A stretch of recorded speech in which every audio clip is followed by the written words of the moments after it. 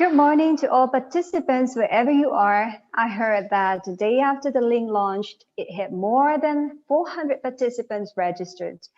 Have entered the room now in the Zoom meeting more than 300 participants. We have the list of participants who joined this webinar. They are coming from several parts of Indonesia, Bali, of course, Java, East of Nusa Tenggara, even Philippines. We are very glad to welcome you all, and we thank you for joining this webinar. Live from Faculty of Foreign Languages, Mahasiswa Satu Denpasar University, we are proudly present Teaching English for Young Learners, Basic Principle and Best Practice webinar. You may enjoy this in both Zoom meeting or YouTube live streaming. This event held by one of students of community in the faculty named Sustainable Education Community. So Sustainable Education Community is a non-profit organization managed by talented and dedicated university students who believe that education should be sustainable, meaningful, and making impact at the same time. One of their missions is to actively involve and inspire young people to contribute through community service programs. So, ladies and gentlemen, happy joining this webinar until the end. In this occasion, let me address the Honorable Vice Dean of Academic Affairs, who has joined with us. Good morning, Dr. Igusti Agung Sri Ruajayantini SSM Hum, known as Miss Agung. Thank you for your time. Good morning, Hello, everyone. good morning. How are you? You look so fresh today. Thank you. You too. Thank you so much. Thank you. And hello to all speakers, Ibu Professor Dr. Nimade Ratminingsih MA. Good morning, Ibu. Hello, good morning. You are still muted. Good morning, my dear Miss Danny. Thank you so much for joining us And today. good morning, Vice Dean on Academic Affairs. Good morning, Perdana Scholastica, and the rest of everybody there, the audience. Good morning, everybody. Yes, good morning. And also we have Mr. Imade Perdana Scholastica, SSMPD. Good morning. Good morning. Good morning, Ibu Dani. Good morning, Prof. Ratmi. Good morning. Ibu Sri Dayanti. Good to see you all this morning. Well, thank you, Mr. Scholastica. It's an honor for us to have you all in this moment. And with me, Danny, gleefully will moderate this webinar that will be held around 2 hours. And to you who have difficulties in joining with Zoom, you may not be lagged by visiting live YouTube that will be shared by the committee in the chat room. Now, let me inform you the arrangement of this event. First, opening. Second, opening speech. Third, presentation time. Fourth, sharing sessions. Fifth, photo sessions. And the last one, closing. And I will remind you once again, dear participants, the rules in this webinar. Make sure that the name that you use to join the webinar is the same as the name that you used in the registration form.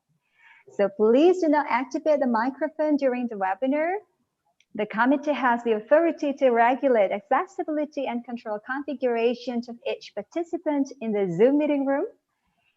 As the moderator, I will organize and read out several questions from participants, and participants may ask the speakers by using Q&A and raise hand feature in sharing session. All participants have to fill the attendance list on the link that will be provided by a live chat feature. And certificates will be emailed to all participants that follow the webinar completely.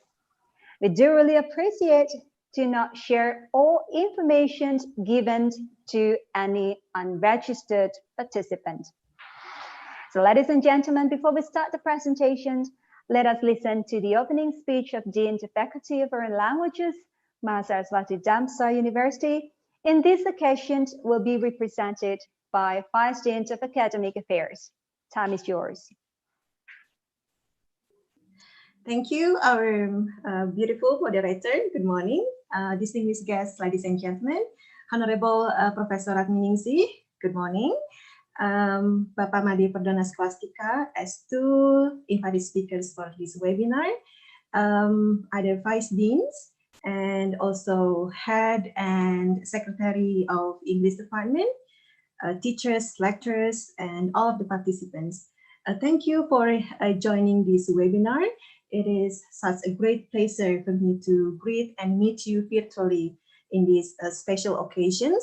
The event, the special webinar, I think, that is hosted by and initiated by our student, one of our student organizations in Faculty of Foreign Languages, Saraswati Denpasar University, that is a sustainable education community. We are very proud of our students who initiate this program. And I hope by joining the seminar, although this is a Monday, that is considered as family time, but I think this is a really great opportunity for all of us to listen a very insightful and very great presentations, I believe, from Professor Ratminingsih, the experts from the field, and also Pak Perdana Skolastika, one of our faculty members, and also the supervisors of the students' organizations. Ladies and gentlemen, we know that this month is a very special month for all of us teachers and also students, because in Indonesia, we celebrate National Teachers' Day on the 25th of November. So this month is really special, and we have to see again to look deeper into the essence of education. Also includes the teaching of English for young learners, because I believe, Prof. Ratmi, that and also Pak Skolastika, teaching children, especially foreign language, is not an easy task. I had an experience, and I would like to listen again from you. Although now I'm teaching university students, but the essence of teaching children is really important for us to see again our our designs and our initiatives for making them able to speak and also get their confidence. And I would like to also remind you for the very beautiful quotes that I used a few days ago when I was the speaker in a webinar for teachers in one of the remote area in West Timor, that is Nusa Tenggara, in the area of Adonara. There are very creative teachers there, and I was really inspired by their motivations to teach. Okay, one of the quotes in education that is really beautiful is that from Robert Frost, the American poet. He said that education is the ability to listen to almost anything without losing our temper and self-confidence. And also another quote from our great philosopher Aristotle, who said that educating the mind is not enough. So we have to educate the heart. And I believe that teaching English for young learners will be directed from our heart. So how and what? Let's listen from Professor Ratminingsih, who is the experts from the field. And I think she has the insights and knowledge about the basic principles and also best practice, and also from Pak Perdana Skolastika. Please help us all, Prof, to enhance our skill in teaching English for young learners. And I would like to declare that this seminar officially open. Please listen carefully and join to the end of the seminar, because we are going to have very great session and discussions. And I hope this seminar will be very fruitful and an eye-opening for you all. So thank you. Once again, back to our moderator now. Thank you. Well, thank you for the very beautiful quotes and speech. Hopefully you may join till the end of the webinar. Now we move straightly to, straightly to the presentation time. But before, I would like to introduce all speakers in advance. The first speaker, Mr. Imade Perdana Scholastika, SSMPD, is one of lecturer in Faculty of Foreign Languages, Mahasiswa Denpasar University, who has years experience in living values education. A graduate of Ganesha University of Education, he actively as a trainer in various activities in many living values education programs. He also was an education manager for Creating Future Foundation Australia in 2014 until 2015. And until now, he's certified as a trainer that is managed by Living Values Education International in Queensland, Australia. Mr. Scholastika, it's a pleasure for us to have you in this occasion. The next speaker is Professor Dr. Nimade Ratminingsih, MA. She is a senior lecturer in English Language Education Study Program in Ganesha University of Education since 1991 and has taught undergraduate and postgraduate program, mainly in IELTS method and TIEL courses. She proudly born in a Balinese family and grew up in Balinese culture. Being so motivated to study English since a young age, it led her to have opportunity in study abroad and yielded her master's degree in 1997 for EFL teaching in Deakin University, Victoria, Australia. She was also granted a scholarship on sandwich program to Bloomington, Indiana, United States, America, while doing her doctoral degree program in Jakarta in 2009. She accomplished her doctoral degree program in 2011. Her research interests are primarily associated with the improvement of EFL in Indonesia, and many textbooks publications have published, such as TEFL 1, Metode dan Strategi Pembelajaran Bahasa Inggris, Pengajaran, Karakter, dan Cinta, Dongeng Dwibahasa, Pendeta dan Seekor Ular, A Priest and a Snake, and many more. We are really excited to attend your sharing today, Prof. Ratmi. It's really happy to see you. Thank you so much. Thank you so much. Most welcome, Miss Danny. All right. And now, shall we straightly begin the first presentation that will be delivered by Mr. Scholastika with values-based English teaching, and you will be given around 30 minutes presentation time. Take your time. Time is yours. All right. Thank you so much. Honorable Vice Dean for Academic Affairs, good morning again. So good to see you. And thank you so much, Ibu Danny, for moderating us. And a mother of everyone, Prof. Ratmi. So good to see you. And I've been waiting for these opportunities for like years. And God is like dream come true to see you now and then collaborate. Allow me to greet everyone and all participants that are here right now, or in a Zoom platform or in YouTube that are streaming. I hope you guys are doing okay, doing well, and stay healthy. And this is a really good opportunity for me to share, and allow me to share later on actually stories of best practices. One of our best practices on how we actually bring in to the classroom, one of our most of our best intentions to the children in the remote areas. As what it is said by Ibu Agung, which is exactly correct, that teaching young learners is not easy, and it needs lots of strategies, and also for sure pure heart.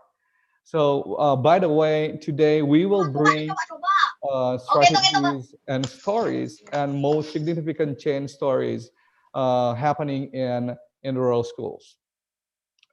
Please give me some time to share their PowerPoint.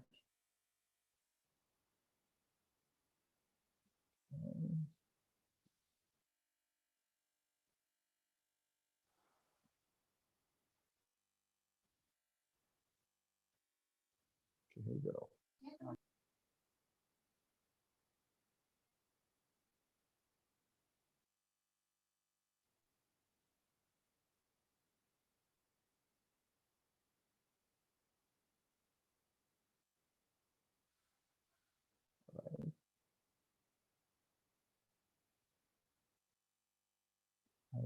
One more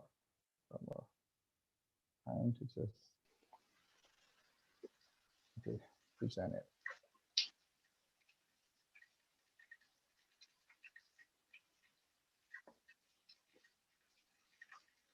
Okay. Looks like I have to share screen.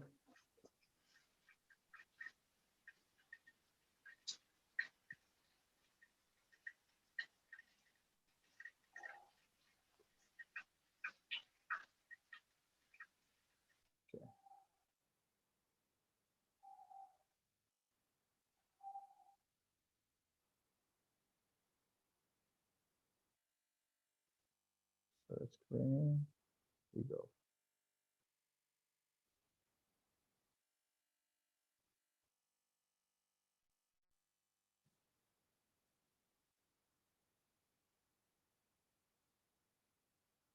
Okay.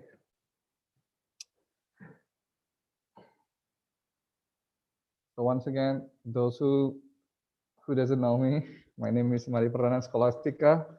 I'm currently teaching in the Faculty of Foreign Languages here in Denpasar, and I'm an academic son of Prof. Radmi. Actually, I was so proud to have lots of experience, academic experience, and during my study. So I'm gonna bring one very important question to each of you. So, is teaching for young learners challenging or rewarding?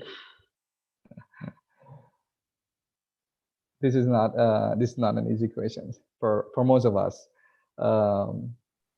Is teaching for young learners challenging or rewarding? For some people, it could be challenging because young learners have lower levels of awareness about themselves as language learners, as well as about processing the learning. For sure, it's a challenge. And also maybe because they have limited reading or writing skills, even in the first language. And that's the fact. They just stutter. They're just starting the language and the learning. And they have a limited knowledge about the worlds. And this is where every educators, especially English language educators or teachers, would play really important roles in creating memories, in providing experiences for young learners.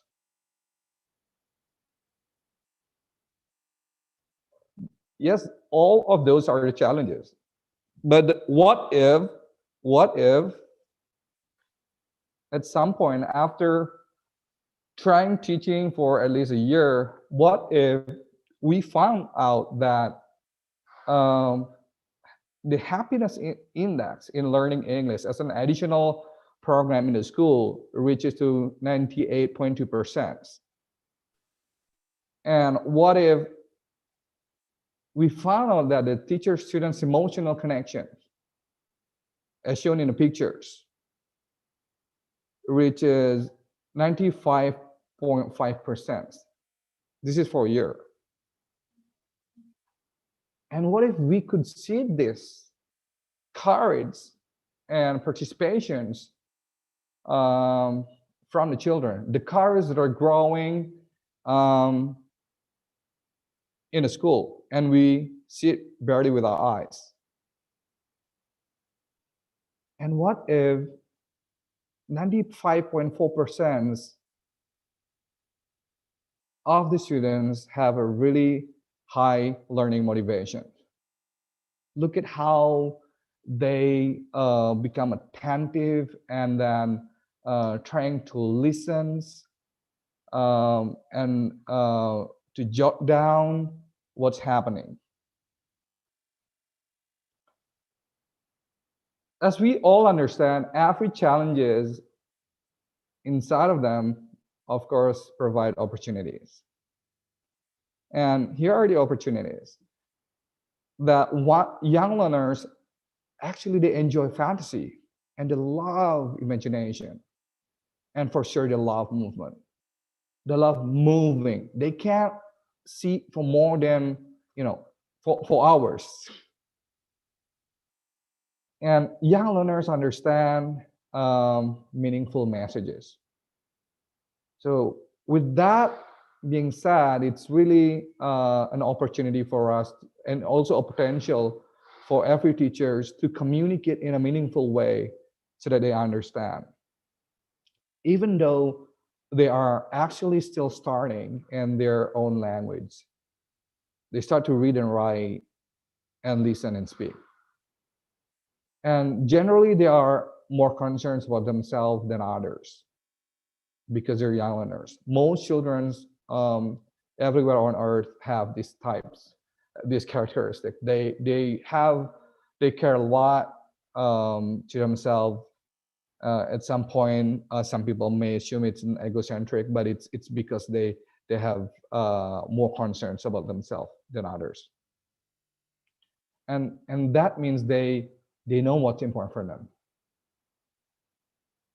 So in general, if learning is a step-by-step process in which an individual experiences permanent and lasting change in knowledge, so I said lasting change in knowledge, behavior, or ways of processing the world, then I think we need to really relearn and then review or see how we bring education, especially language education, into classroom setting.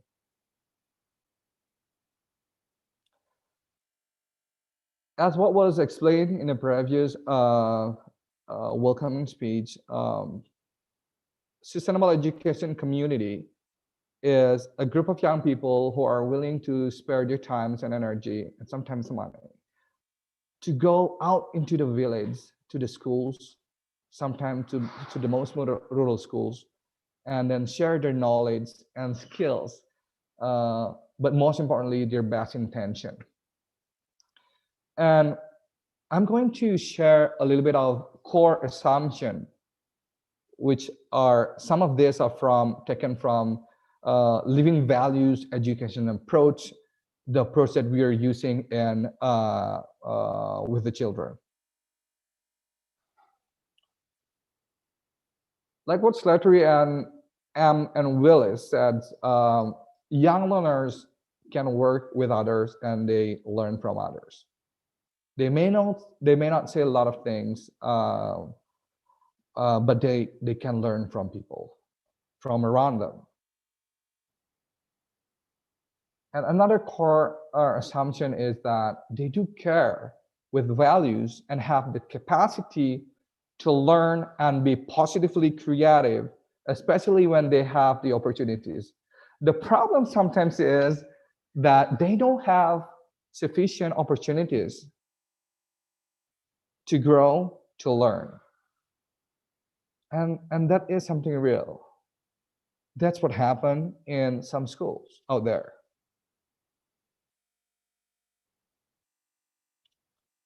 And young learners will effectively learn in a values values-based atmosphere. A values-based atmosphere is a core concept, a core assumptions, um,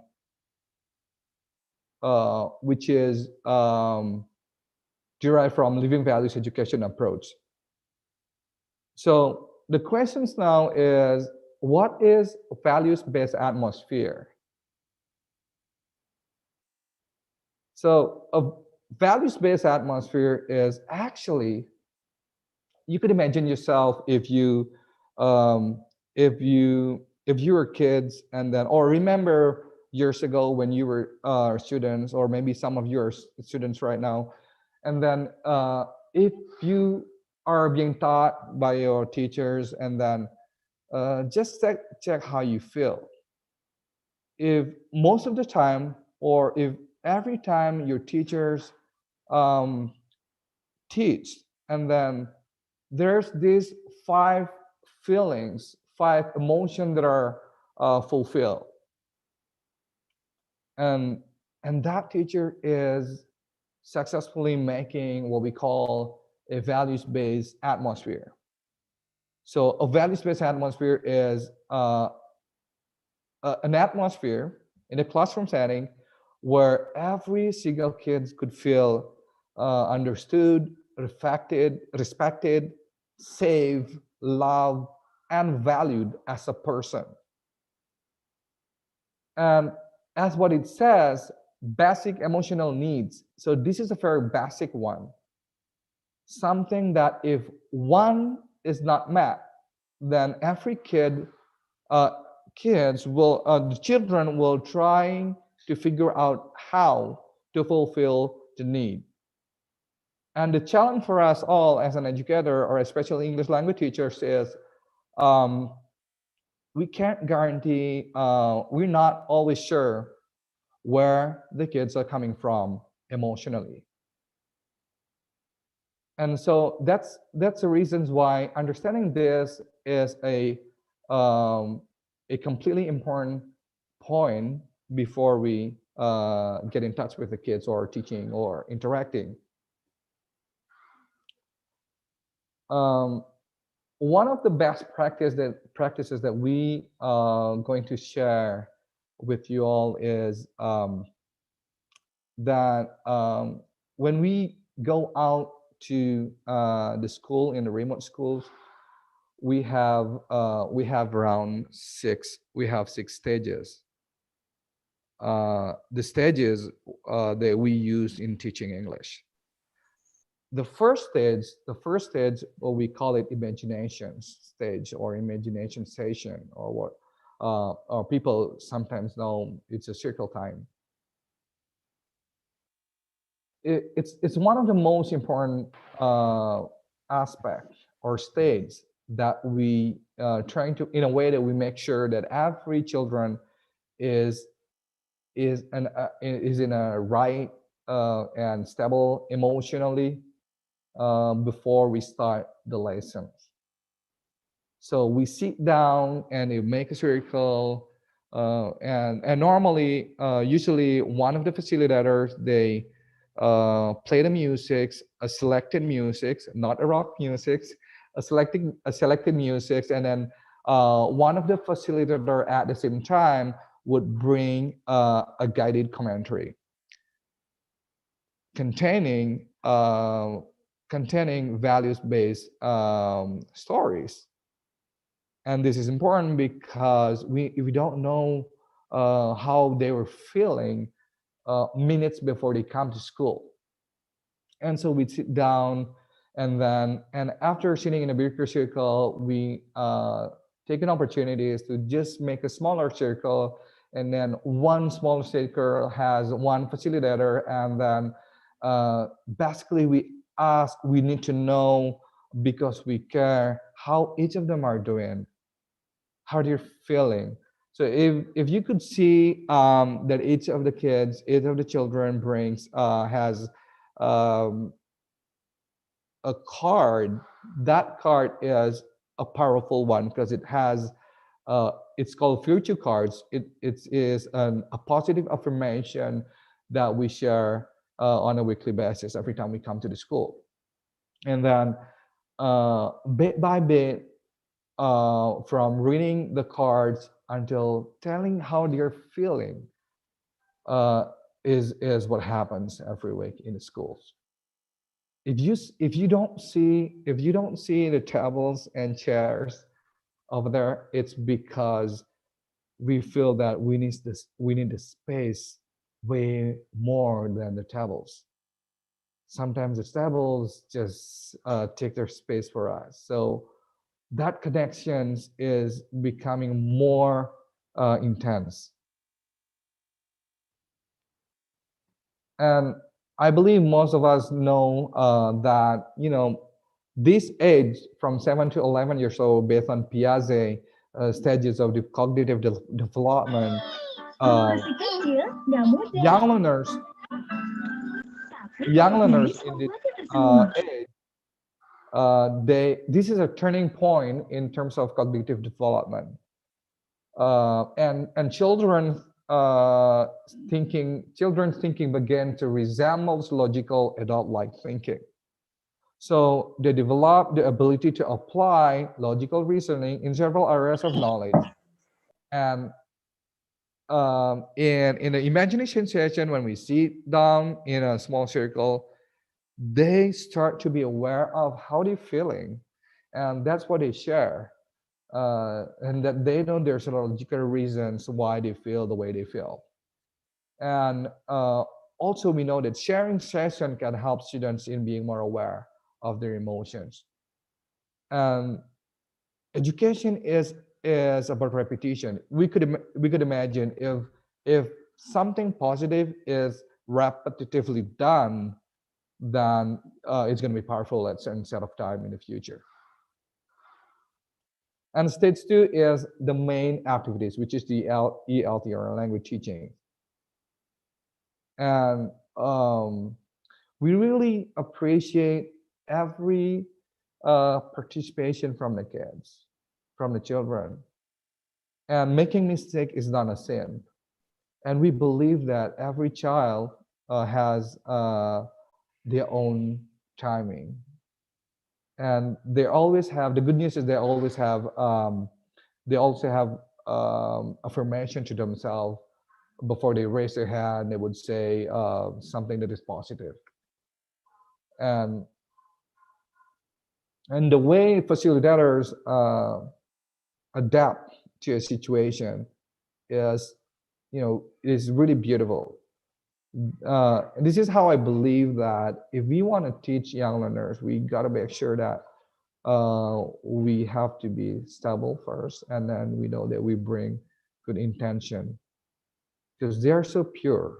And once they don't like it, they're going to say they don't like it.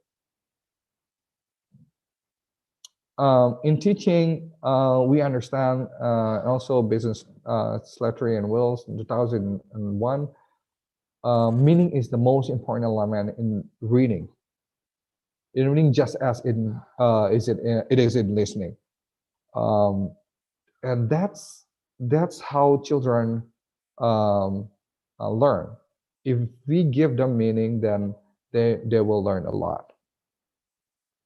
Excuse me, you have 10 minutes left. Yes, thank you. And the stage 1 is TPR, and total physical response. It's a game and icebreakers. And trust me, every kids love it. And the truth is, we also love this. Look at how facilitators play. And this could be something that is waited for every week. And we all wanted children learn language and other significant life skills without conscious effort from the environment where they spend their time. And one of the biggest challenges for us now is how to create and provide a healthy environment and the so-called values-based atmosphere where every kids could feel understood, respected, safe, loved, and valued. And so children will learn best with that kind of environment.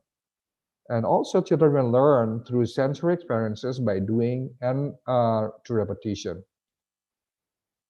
Another unique thing is storytelling and acting. They love it. Children love movement. And storytelling is one of the most powerful tools that we could use, or strategies we could use with the children. If we want to emphasize on certain types of word, then we insert that in the language. We bring that bilingually so they understand the meaning. And then when they can act out the stories, that means they know the meaning. For stage 5, for most of children that are, if some of them are introvert, they love writing, they love journaling. They would write how they feel and they just put it in the box. And this is one of them. Saya senang dengan hari ini. Saya sudah sangat semangat untuk mendapatkan bahasa Inggris. That's how they spell. Saya senang, saya menangis, saya dihargai sama kakak-kakak. So, okay, so this is how the interaction. This resembles the interaction that is built between the facilitators and the children in the schools. And then they put into the box. And the final stage, last but not least, is the reflection.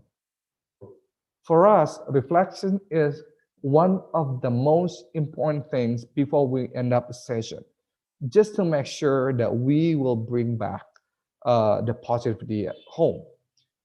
And the reasons why it's important also is because actually we as a community, sustainable education community, we believe that actually we do not learn from our experience, but we'll learn from the reflection of experience.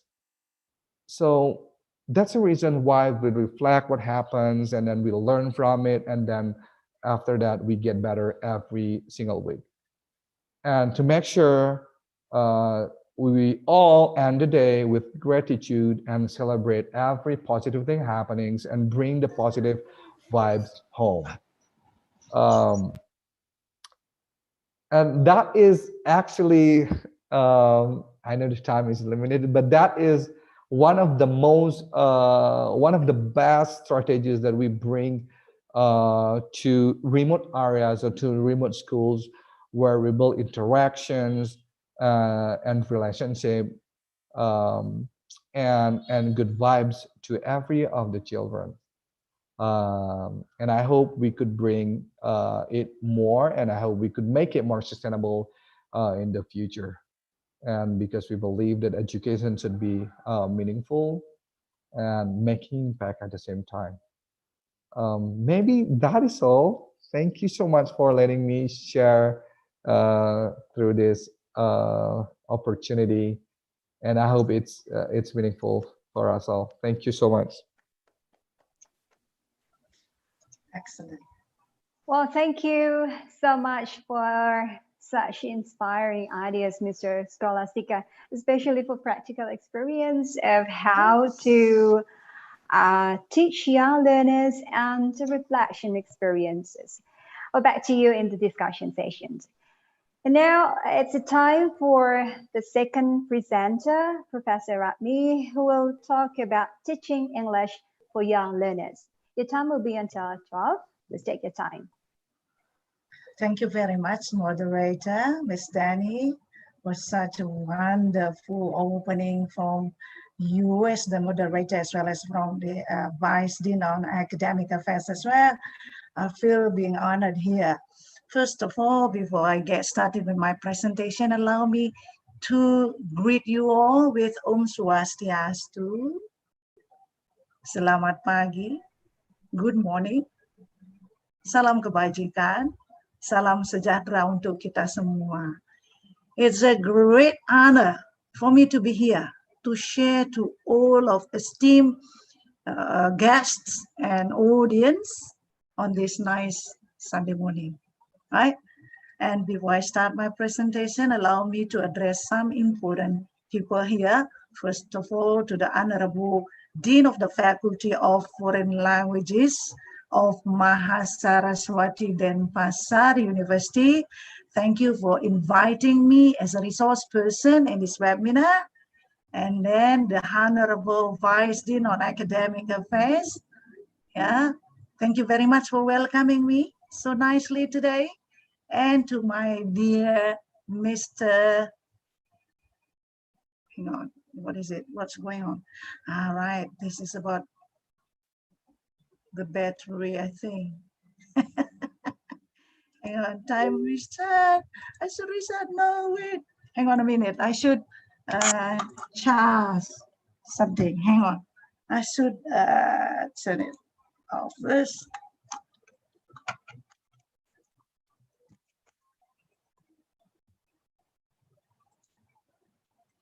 I will continue to my dear Mr. Perdana Scholastica, the advisor of Sustainable Education Community. Yeah, thank you. You have already intensely communicated with me with the race topic today, right? And then to all of the members of the community, of the committee, I mean, as well as the community here, thank you very much for arranging this webinar for me. And then last but not least, to all of our esteemed scholars, lecturers, teachers, and prospective teachers all over Indonesia. And I know here, there are some from the Philippines. I can see Ajay, one of the students who came to Undiksa to have practice teaching with us. Ajay, I miss you so much, my dear son. Where are you? So then for other students from around the Philippines as well as other countries, thank you very, very much for attending this webinar today. So before I get started, allow me to share the screen.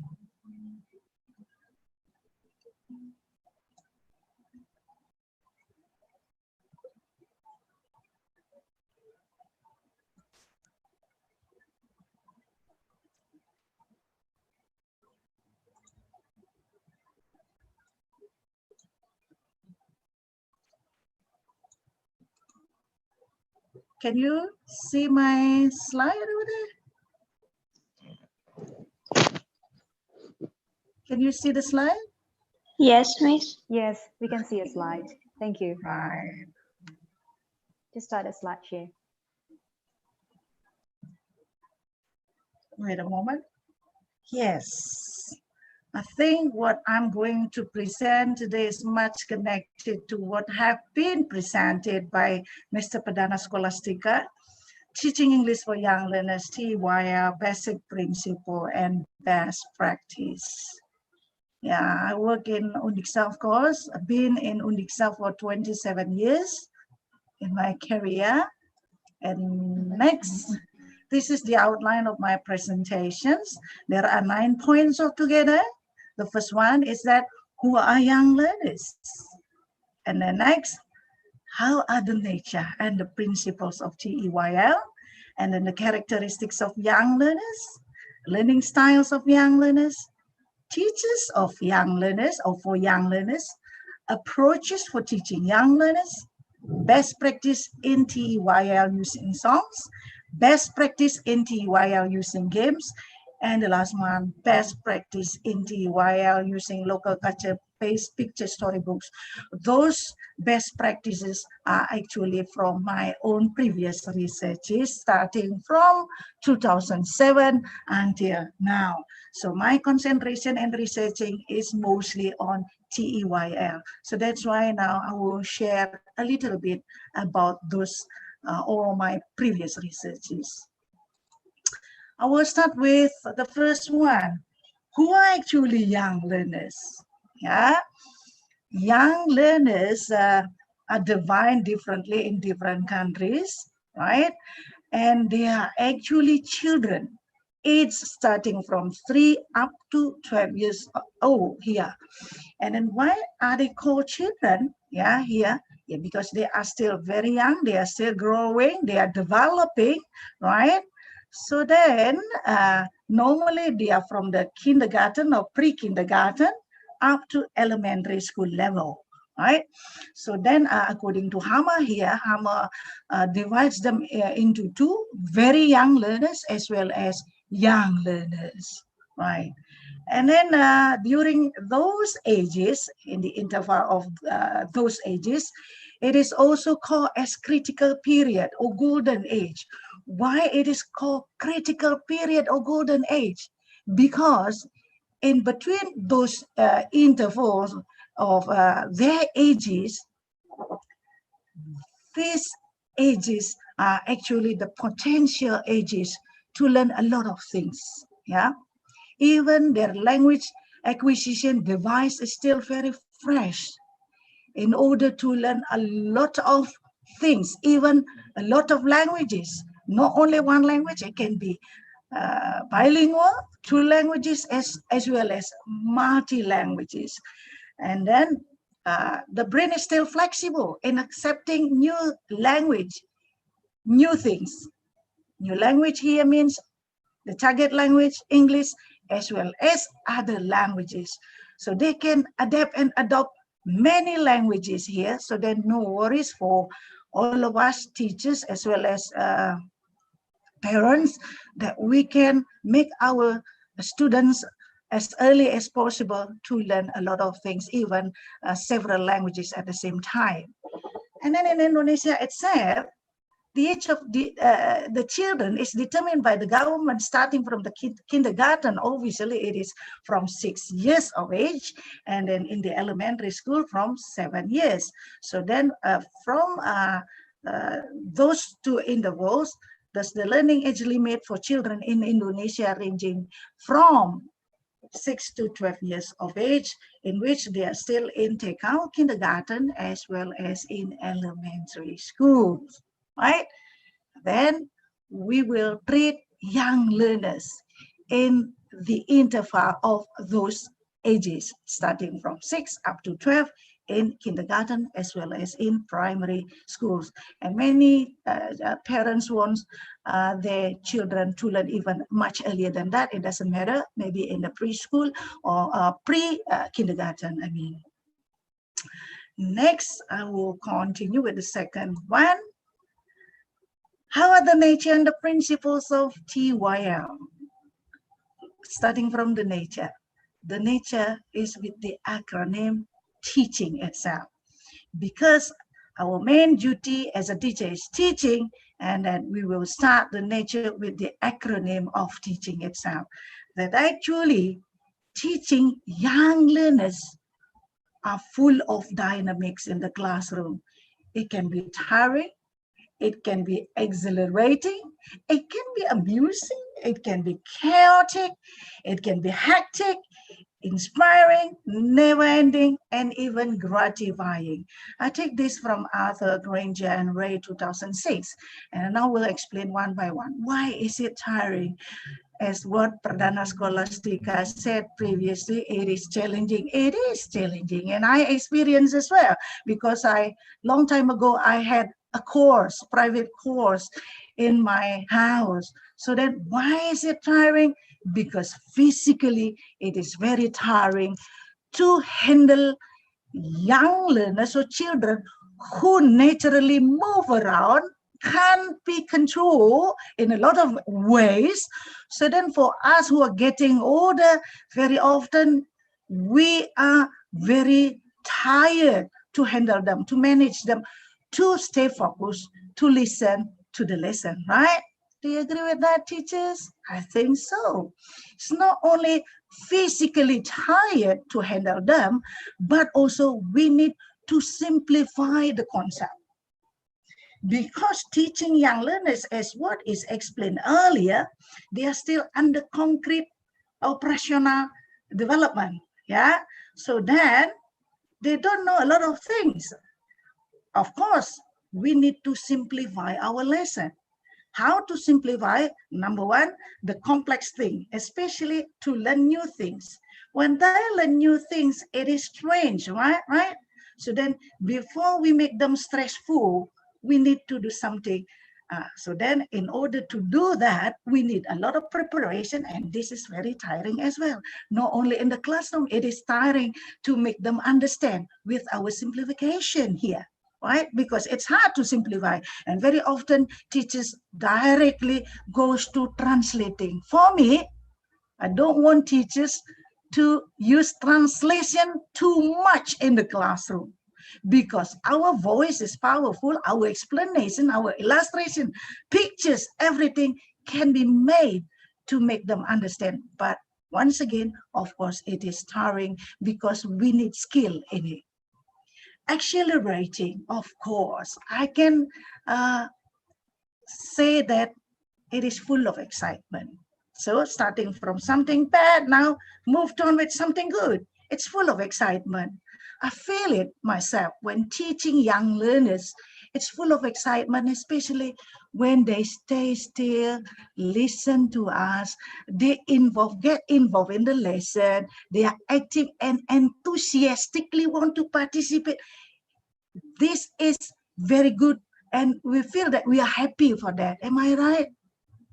But once they are uncontrollable, they are running around, it is so hard to handle, then we start to be stressful. Don't be stressful, teacher. We need to handle them. How? This is the how later on, which is the most important. Next, amusing. Why is it amusing? It is entertaining, even not only for the students that we need to make them fun or enjoyable in the classroom. We need to amuse ourselves. You still remember here the characteristics of young learners. How are they? They are so genuine. They are so pure, so honest, full of energy in it, right? So they are actually naturally, as well as usually called as the natural comedian in the classroom. With their honesty, they very often speak out loud whatever that they want to say, just say it out loud. Then very often we laugh because of that. So that's why this natural comedian creature in the classroom should be respected, because very often compared to teaching adult learners who are normally making us very stressful because we need to make them understand a lot of concepts, it is much better to teach young learners who are still very genuine, very pure, very honest with whatever that they want to express. Am I right? But again, after a lot of amusement, entertaining, chaotic, yes, we should realize that, because sometimes in the classroom they are full of busyness, right? How to make them busy, how to make them active, starting from, let's say, for example, read the material, read the text. They're going to be very crowded, very busy one another, right? And very often tantrums or can be quarrel one another. Hey, come on, me first. A teacher, come here first. It's me now, or something like that, because they need attention from us in teaching.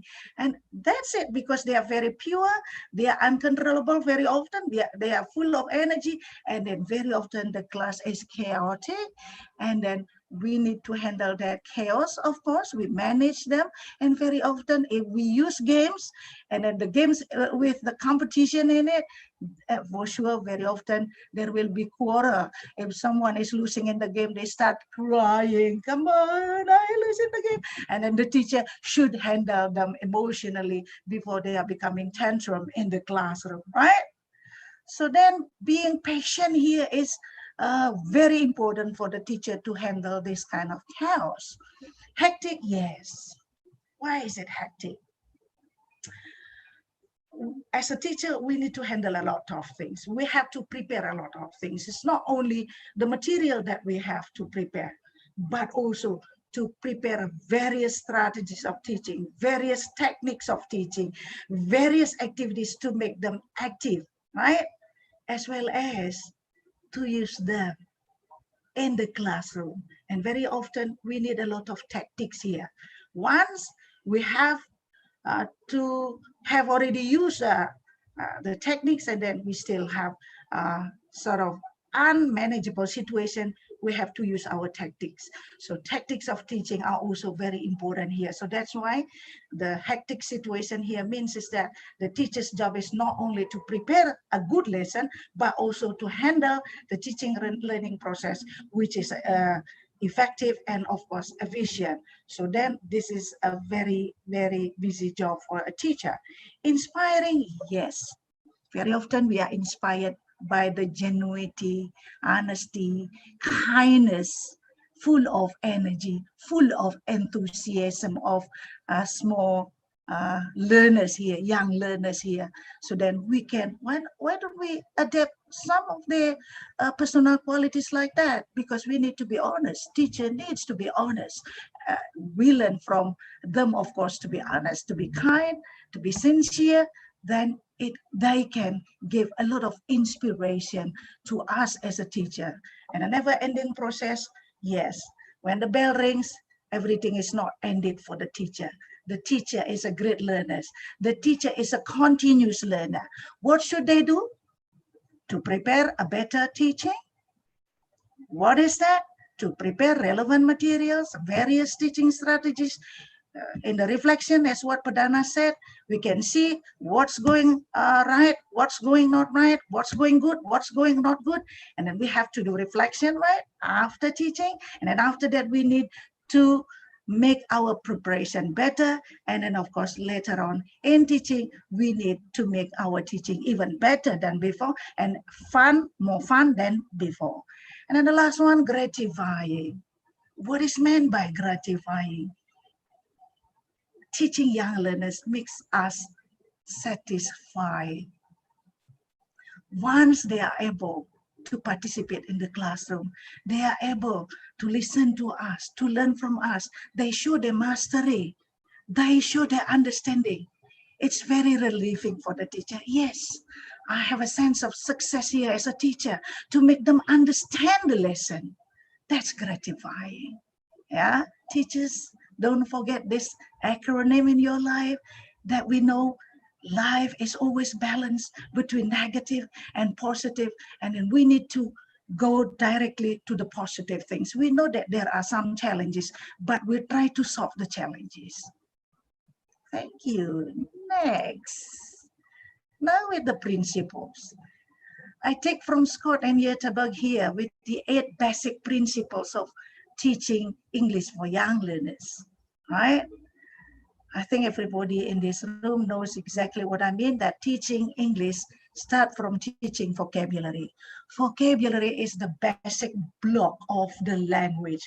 Without vocabulary, of course, nobody can communicate using English, right? So then teaching vocabulary is not enough. Why is it not enough, even though this is the building block of the language? Because when we teach young learners, we need to complement our teaching with the kinesthetic activities. Make them to move around. Give them challenge so that they can move around. Once they move around in learning vocabulary, they are going to be interested with the lesson. They are going to stay focused and listen to the teacher. But once you're lecturing in the classroom, use a lot of explanation, they start to get bored. Let alone you teach grammar in the classroom, I'm very much sure that the students will easily hate you as a teacher, right? Next, use games in language learning. Of course, relating to the most important characteristic of young learners. Don't you think that normal learners, every normal child loves to play? So then the teacher for young learners should, this is a should, yeah, must use games in language learning. Without games, they cannot play and they cannot move. So then the learning is not going to be interesting, right? So then make sure that you insert games when you teach young learners. Next, present the language as it is. The language is for communication. The language is not for teaching about the language. When you start to teach about the language like the conventional teachers, okay, today we will learn about this is and that is, this is for plural, which is from here starting, etc., etc. You teach the abstract concept as it is, then again, the students will be unable to understand that abstract concept. What you should do is that you have to teach naturally, like teaching the mother tongue, as what happens with the moms teaching the babies the language, right? It starts naturally, starting from listening and then speaking and then reading and writing. How? By using the language directly. So then when we, later on, I will give examples of how to teach young learners here, of course. And then next, making variation in the language class, of course. Variation is very important, even though game is very good to be inserted in every classroom activity, but it doesn't mean that it is only the game and the game and the game. So then variation is very important. Because only variation can make them to stay focused and stay concentrating in listening to the lesson, right? And of course, try to have an interesting routine. What is meant by an interesting routine? The routines that normally the kids like are those like games, which is related to their characteristic here, who loves to play, and then another one is song.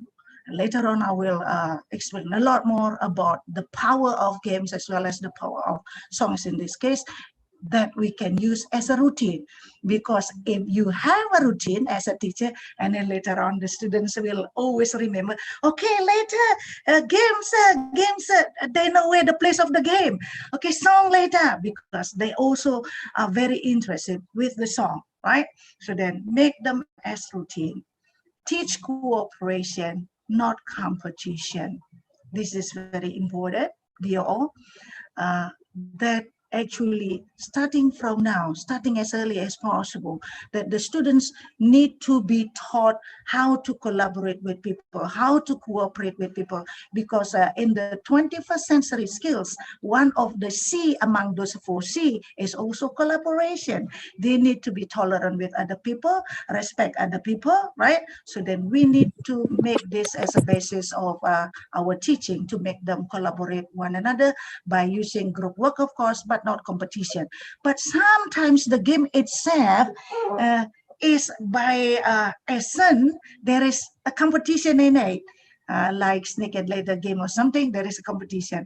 Very often we need to make them to compete. This is just to arise their motivation, their enthusiasm, but not always, right? And then avoid learning grammar for the children, as what I explained earlier, because they are in the stage of concrete operational development. Then please, teachers, avoid to make them learning grammar, which is very abstract, which is about the formula, anything. They are not ready yet to learn about this thing.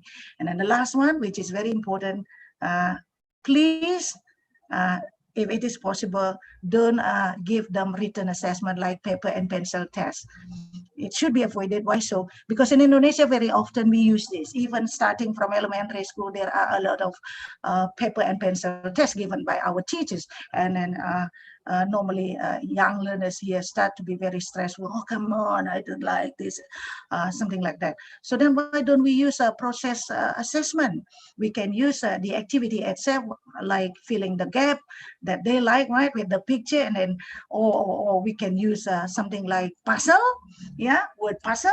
We can use that to even assess them without realizing that they are being tested by the teacher, right? That's it.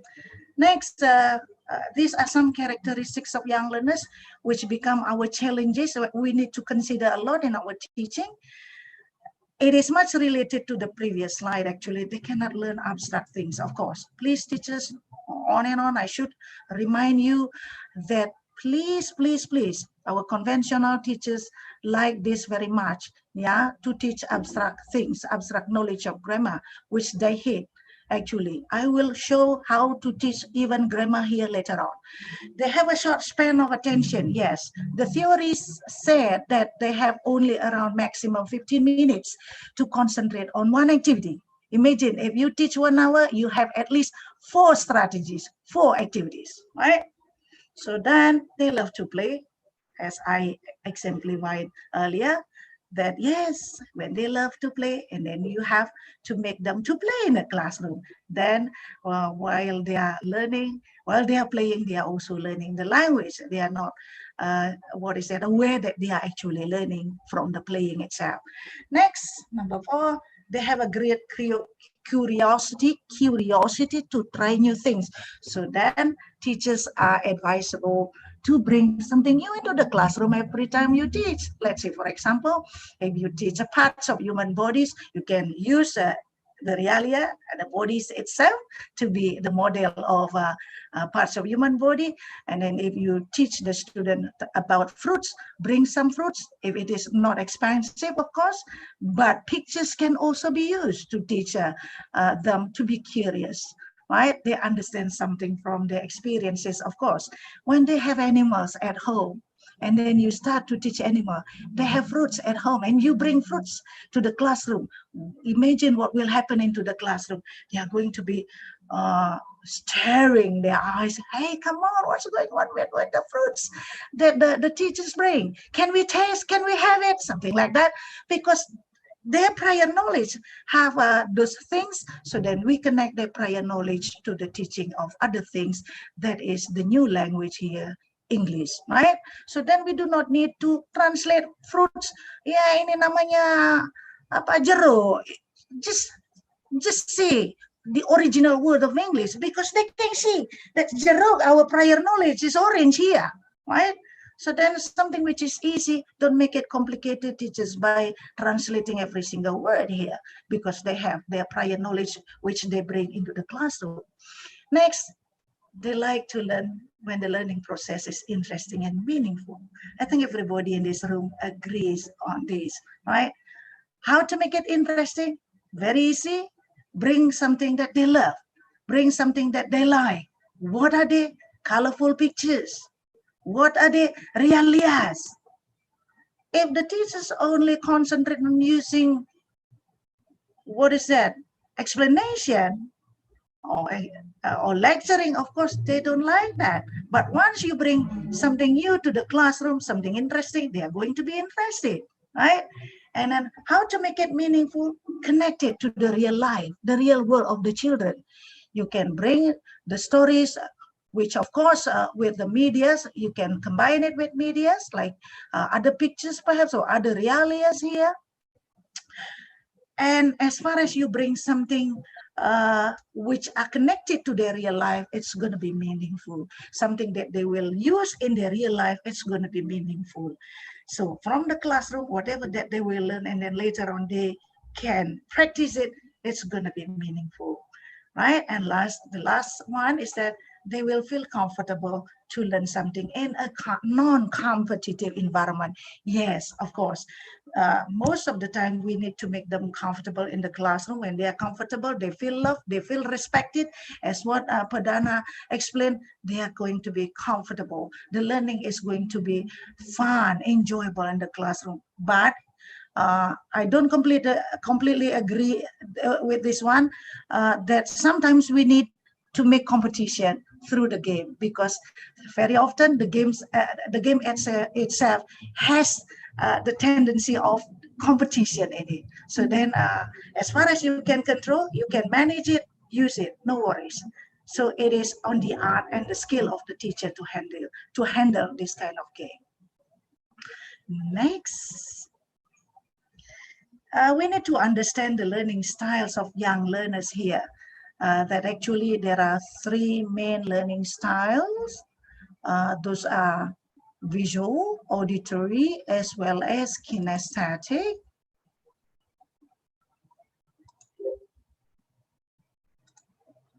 I will start with the visual. Visual students mean here are those who like to learn from what is seen, like pictures, like flashcards, like something like drawing, like the mind map itself is a kind of drawing or with a diagram. So they will quickly learn by making a mind map or by using the pictures in the classroom. So teachers be aware of that in the disadvantaged schools, or as what Pradana explained, in a remote area, pictures are very easy to bring, right? Flashcards are very easy to bring. We do not need a computer, laptop, etc., etc. Even there is no technology over there, or there is no connection over there, then we need to bring those simple things into the classroom. As far as it is colorful, the students are going to be interested in in paying attention as well as to listen to you teachers. Next, auditory. Those students who love to learn through song, through listening. So then how to make them listen? Hang on. This is another thing to happen. Hang on. Wait a moment. Wait a moment. I should connect my laptop.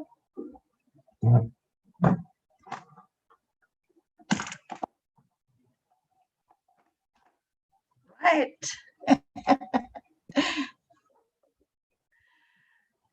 They like speaking rather than reading. They like group work, of course. And then what we can do for this kind of students, we use songs, of course. And then after that, we can follow it up with speaking activity, just simple speaking activity, and then make them to make a dialogue. And then for kinesthetic kind of students, they love to learn through games because they like to move around in the classroom. They are, they are very active. Mostly they are very active students, of course, because this is, one of the main characteristics of young learners who like playing. So then moving around is their characteristic. And then they like to practice it away and quickly learn by doing, of course. So then games here are very suitable for them to make them move around and then to play by doing the game itself, right? I will continue. How many more minutes left for me, actually? Are there still a lot of time for me? Yes, still a lot of Right, time okay, yes, until a lot, 12. okay. Take your time. Yes, I still have 5 more important points here, Ibu Dani. It's okay, Professor. Next, number 5, teachers for young learners. We need to think who we are, right? Just now, we just finished talking about who they are with their characteristics and their learning styles. And now we moved on with who we are. Are we suitable to teach young learners? Think of ourselves now, because we need those characteristics which are necessary for them.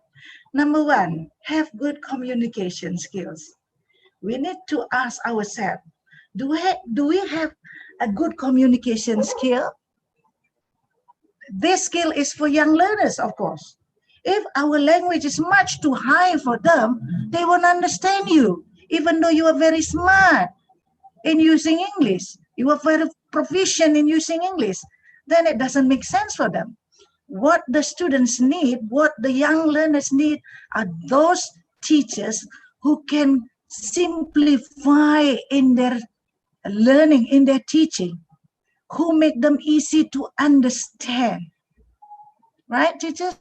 Don't use complex language when you teach them. They are going to be very stressful. Use only simple language. So then good communication skill here is a simple language. Then you do not need to translate every single word, which is bloody boring for me. Yeah, because they need a model, a good model of the language, not a good model of Bahasa Indonesia, a good model of English here. So then it is useless if you give the model of Bahasa Indonesia, even Balinese. I keep saying this to everybody, to every teacher that I meet, that I consult with, right? So then use simple language. Be a good listener, of course. Students who are very young, young learners here, I mean, they are full of questions. They are very active. When they feel being loved, they will start to be very talkative. They want to talk a lot. Even we can't start teaching. Ibu, Bapak, come on, I want to ask this. Apa maksudnya ini? Mengapa begini? Whatever. Nanti kita sibuk sendiri. We have to listen because actually they are developing. Once they are interested in our lesson, they are going to be very talkative, ask a lot of questions, give them time to ask a lot. So then we need to be a good listener, not a good speaker. Let alone we are dominant in the classroom. That's not good for teaching young learners, even today with the student-centered activity. Yeah, be a good collaborator. We can see from this picture that this teacher is smiling a lot, laughing a lot, with all of the children with the laughing faces as well. If we can make this, we are successful as a teacher. We need to collaborate.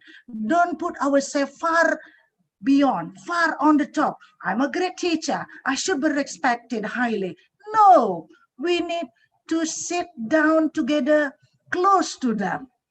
They feel being loved, not by putting ourselves far up there, which is untouchable. I always keep saying this to my students, that the teacher is actually a parent to study with. Some of my students are also here, that I'm a parent as well as an academic. I'm a facilitator. I'm a servant of your learning. I never feel that I'm a professor when I am teaching. And that's why I should be professional to handle them, to make them even a lot better than me if it is possible. And I will always say that to all of the students, that I'm successful as a teacher once you are better than me, once you are successful in your learning of the target language. Be adaptable. Yes, very often we need this skill in the classroom because again, as what I explained previously, sometimes something incidental can happen in the classroom, right? One's is crying, one's feeling that they want to go to the toilet. Teacher, I want to go to the toilet, please help me, something like that. So then we need to be very adaptable in this case. We need to stop for a moment and then we need to pay attention to them who needs attention, right? Be fun, of course. This classroom is very fun, of course. They are very attentive to listen to the teachers. They mostly raise their hands. We love that. They smile a lot. It means that they are not stressful. And of course, the teacher is also smiling. If that can happen in the classroom most of the time, I'm very much sure all of the students in Indonesia, starting from the kindergarten as well as from elementary school, they are going to be very successful in learning English particularly, right? Next, be sympathetic. This is much related to being adaptable. We put our sympathy. Once one of the students is crying, hey, what happened to you? Why are you crying? Come on, I will hug you. Things like that should be made to happen in the classroom to show that we love them. And of course, they will feel that they are being loved and then stop crying. And again, they need to focus attention to the lesson. And I put it into bold, be patient. For me, this is the most important among those all 10, as it is cited from Denison 2019. Because teaching young learners is what Perdana said earlier, this is challenging. Why it is challenging is because they are very active, they move around, they are full of energy, and very often we are losing our energy, let alone for me 50s up, and then it's going to be very hard for me to be patient. So that's why patience is very important to handle young learners here, because very often they do not yet understand a lot of things like attitude, behavior, etc. And then this is very important to teach them holistically, cognitively, psychomotorically, as well as attitude, right?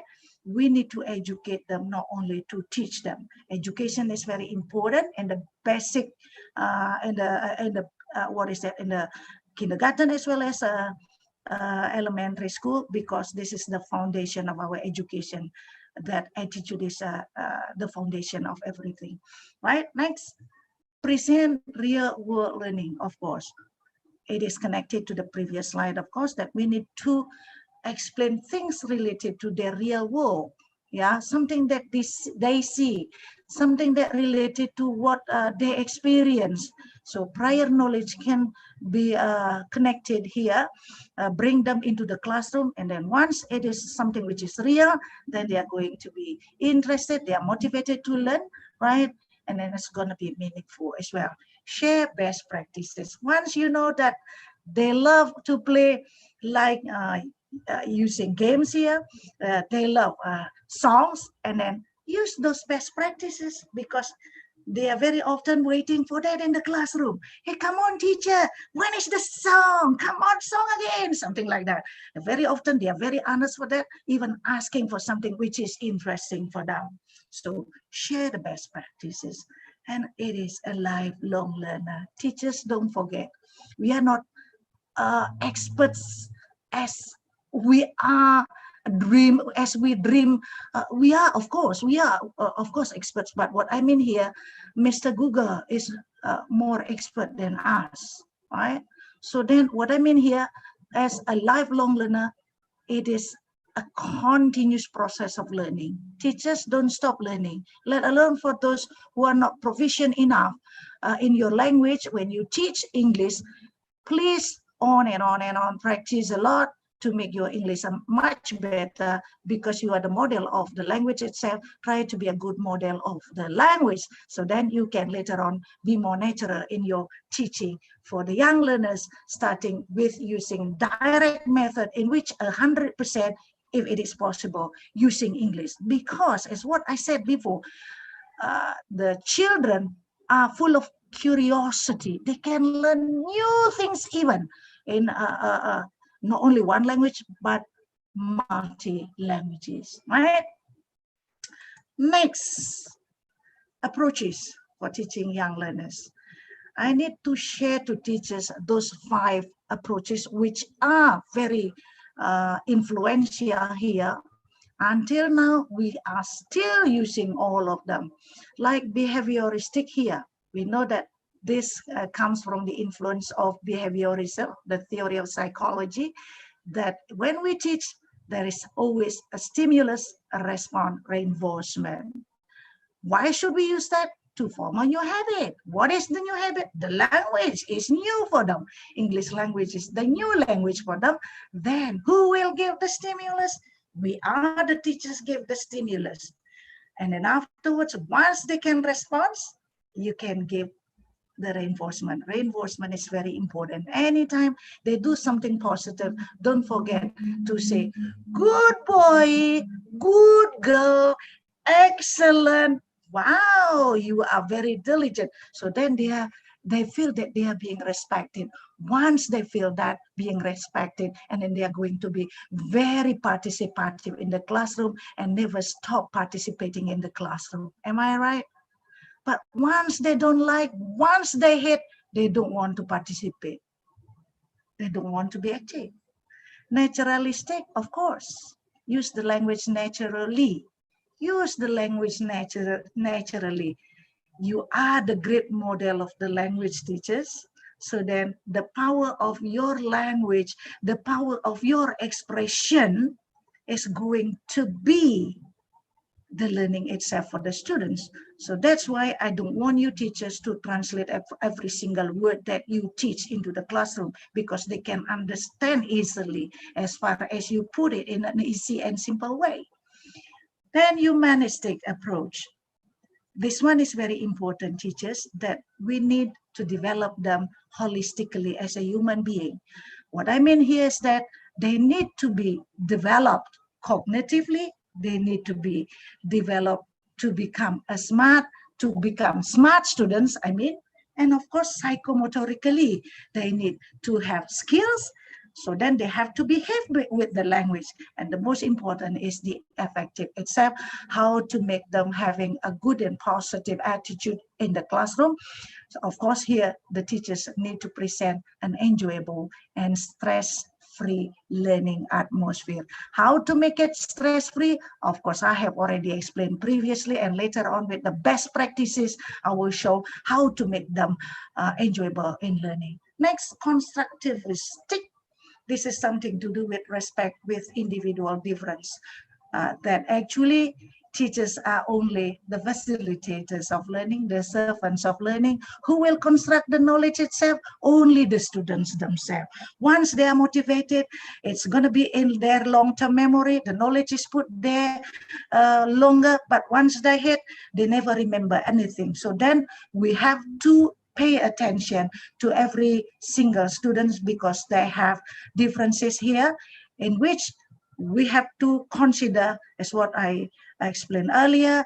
There are some students who are auditory, there are some students who are visual, and then kinesthetic as well. So then we need to make variation in the classroom to pay all attention to all of them in our lesson in terms of the variation in the strategy as well as media of teaching.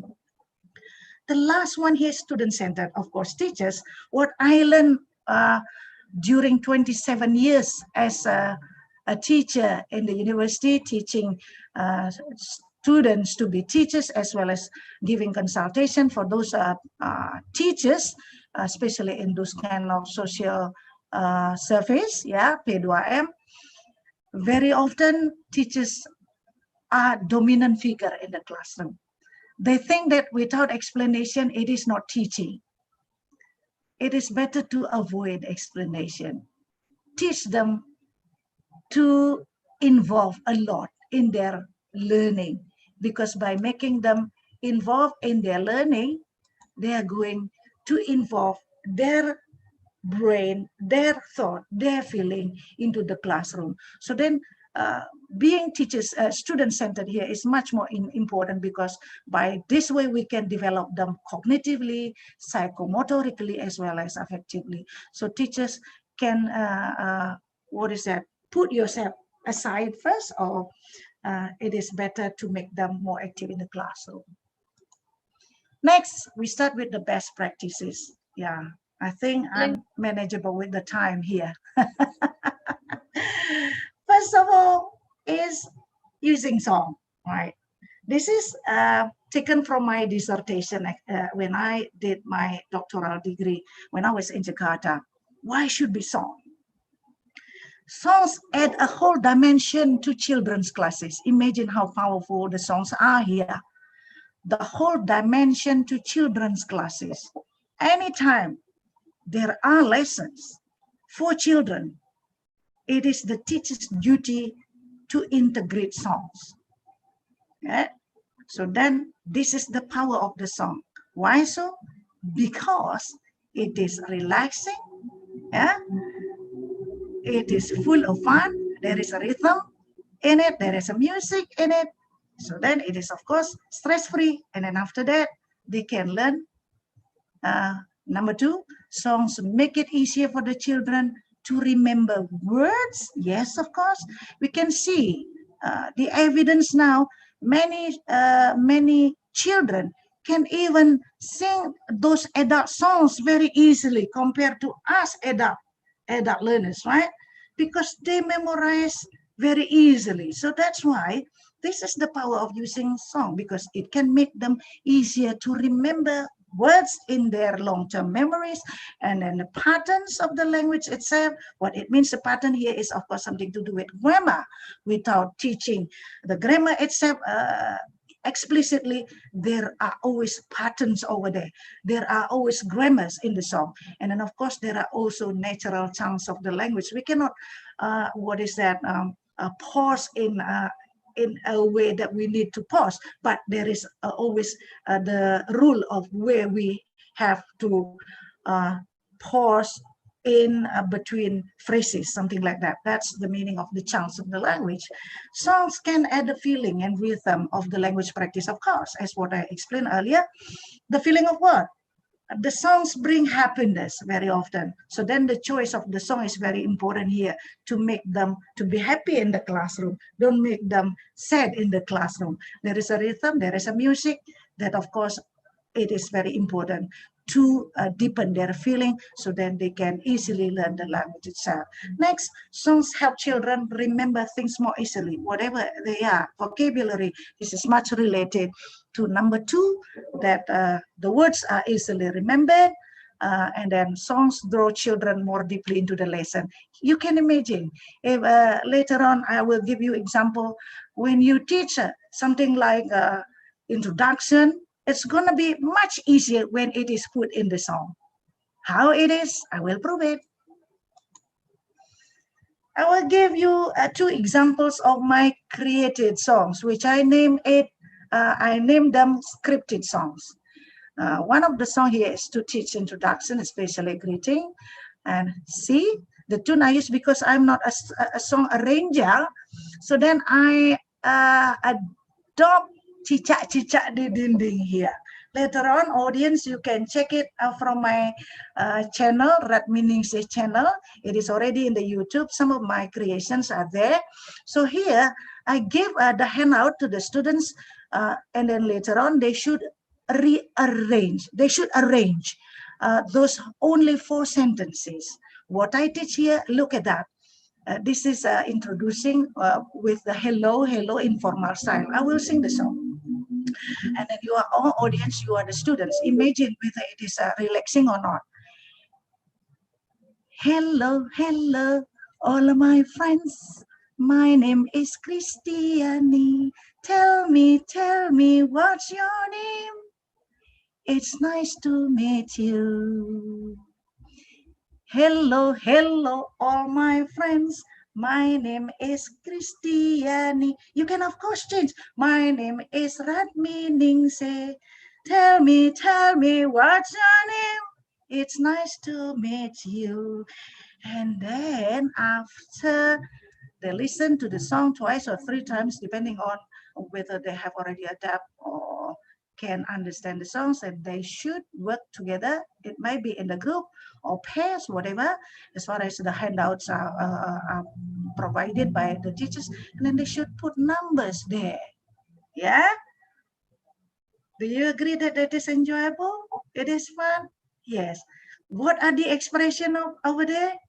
Hello, informal greeting.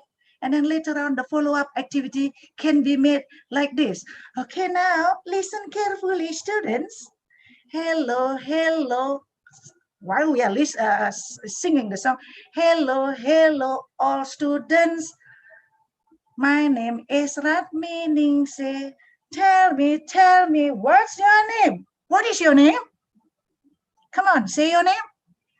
My name is da-da-da-da. My name is da-da-da. You see? You do not need to explain that. Okay, for introduction, untuk memperkenalkan diri, harus mulai dengan ekspresi begini, begitu. Bukankah kita lewat song bisa melakukannya juga? That's it. You see, something which is very simple. And then afterwards, another follow-up, make them to make a conversation. Hello, friend. My name is Susan. What is your name? My name is Tina. Bisa kan bikin seperti itu, Bapak Ibu Guru? So that's it. Conversation at the end. So then there are a lot of activities, follow-up activities after the song. So we introduce the language expression and the rhythm and the music itself to make them relax. And then after that, of course, we need them to produce the language. Next.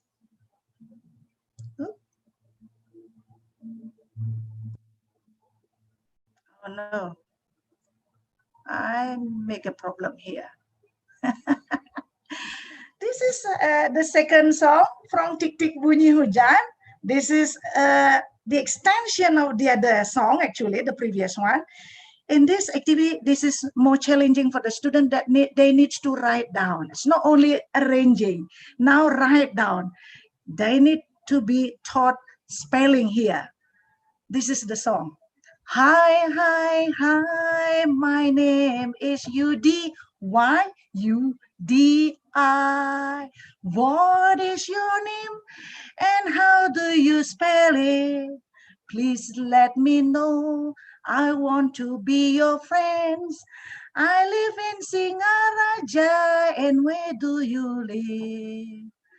Hi, hi, hi, my name is Yudi. Why, U-D-I? What is your name? I want to be your friend. Please let me know. Sorry, please let me know. I want to be your friend. I live in Singaraja. And where do you live?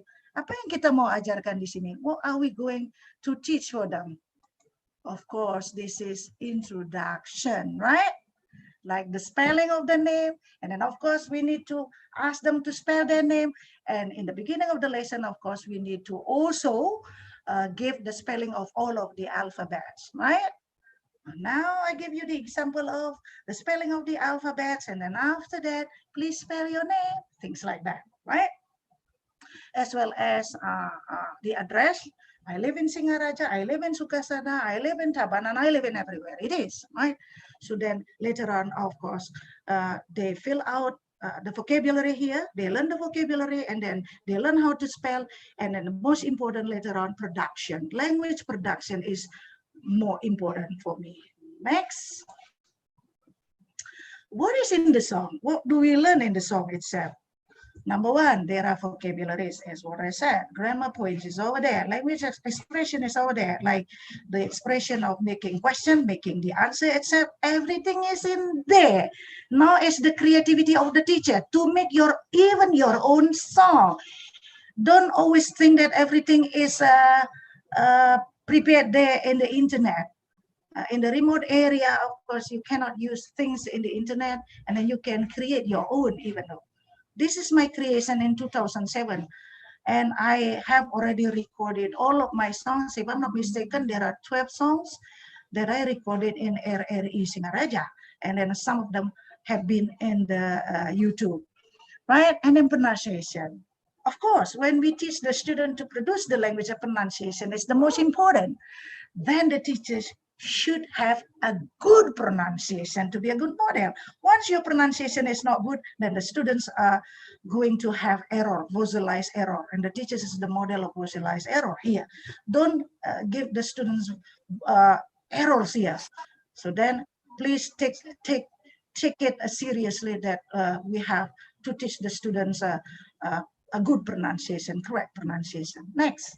After several times of singing, the students fill out the blank space as what I exemplified, and then they read the simple dialogue, of course, to enhance comprehension, because the lesson should be repeated to make them stay in their long-term memories. And then after that, they make sentences. It is better to ask them to make sentences, simple sentences, for example, and then later on perform the dialogue, right? So with only one simple song, what can we do? A lot of things. We can learn, we can teach them integrated language skills. First, listening, of course, then reading from the exercises, and then writing sentences, and then, of course, speaking, receptive skills as well as productive skills here. Excuse me, your time Right. is about 15 minutes left. Thank you. Okay, I will finish within 15 minutes. Best practice entail using games. This is a game which is very familiar to everybody, and then we can bring this. It is also very easy to be brought by teachers. This is very simple, and then we can teach those grade 4 students with counting, right? And then there should be, if there are 30 students in the classroom, we should divide them into 5 groups maybe, and then after that, because there are 5 pawns, different color pawns, and then they should work in group, and then after that they start to play the game here. They are going to be very interested in playing the game with the counting itself until 100 here. They never realize that they learn counting over here with this kind of game. Let's say, for example, the first group starts, and then they move the pawns with the dice. If it is 6, and then 6 times, and then they have to count every time 1 and 2 and 3 and so on until 100. You see, we do not need to disturb them anytime when they are playing. Later on, if there is a mistake in pronunciation, of course, we need to revise them. So here, after this game, what next? Of course, we can make them to learn grammar here with the plural and singular. Imagine that. I have, for example, one snake. I have two snakes. Or there is one snake, one big snake, one big snake, and there are four. There are sudah masuk di sana. So why should we bother to teach? Oh, there is itu digunakan untuk singular, there are untuk plural. Ngapain? We don't need to do so. They understand straightforward by listening from the way you simplify your language, teachers. Right? Next. This is called Kim's board game. This is very simple. Just I created all of these flashcards here. Of course, we printed it, helped by my students previously and several years ago. And this is to teach family actually, like all of the family members, and then they should work in group. And here, after they see the pictures, after they see all of the pictures, they work in group, and then after that they try to remember as many words as possible. What they should do later on, there is a game in it, and of course there is a competition. Be careful, teachers. You need to spread the pictures. Yeah, if you have a lot of pictures, spread the pictures in front in one table. You do not need to use the board. Of course, if it is if you have the board, use the board, and then you can hang in front on the wall, right? And then they should remember as many words as possible. You give the time, limited time, and then afterwards, every group should try to write down as many words as possible, and then within a limited time, they should write down one by one from the group. So then if there are 5 groups, the board should be divided into 5, and then every group should write. And of course, teachers need to prepare a lot of board markers over there. It's going to be very hectic in the classroom, but it is very interesting, right? These are the last one, best practice in using local culture-based picture storybooks. I will show my own book. There are 4 creations actually. Those are the books, and there are also the digital version of my books, which I researched for 3 years, starting from 2016 up to 2019. Anyway, why it is stories? Because stories are rich language learning resources for literacy development. We know all of that, that actually to make them aware of vocabularies, to make them aware of the reading text itself, as well as writing later on, stories are very rich in teaching the language itself. Then what is local culture-based picture storybooks? It is, of course, storybooks which are complemented with colorful pictures. You can see here in one of the books that pictures, images here, right, and then the pictures mean a lot of words here, and then tell about local culture-based stories. And why should I make the students to learn about their own local cultures? As a mom, as a Balinese, I'm proud being a Balinese, and I need the kids, zaman now, millennial kids, to love local cultures. Very often, I'm very sad to see my own nieces, my own nephews, that they love more with the games in the internet, the modern games, but they don't know the cultures. So that's why the idea of my research lately is that I want to preserve the Balinese culture through the stories as the learning resources for those children, right? Of course, the benefits of the stories, number one, increase students' reading interest with giving colorful images, of course. I do agree much with this one, because curiosity can be enhanced by giving pictures. Hey, what is that in the picture? Right. So then it's going to be interesting for them. Introduce contextual English vocabulary, of course. Like in my story of Black Hands, what are the contextual words here? One of them is siap selam. And we can use dialogic reading here as number 3. we need them to be involved in the reading of the story itself by using dialogic reading. Siap selam. You know siap selam. Look at this picture. What is the color? Kalau tidak ada yang bicara, is it white? Yellow like my t-shirt? No, no, no, no. So this is black. Black hair. How many chicks? Chicks, chicks, chicks. Something like that. So very contextual. Instead of saying hen, there are chicks. Chicks, oh panak nema dan chicks. So then we do not need to translate panak nema dan cik nawa gitu. So that's it. We do not need to do so. Chick, chick, chick, chicks. Look at them. One of them is white with no fur. What happened? Look at the story. Jadi mereka akan curious. Am I right? So they will love the culture, appreciate local culture. Insert character, of course. Mau jadi cupa atau mau jadi gerantang? Why so? Critical thinking in it as well, right? So we also improve not only reading interest, but the reading competence as well as critical thinking by evaluating the characters in the story.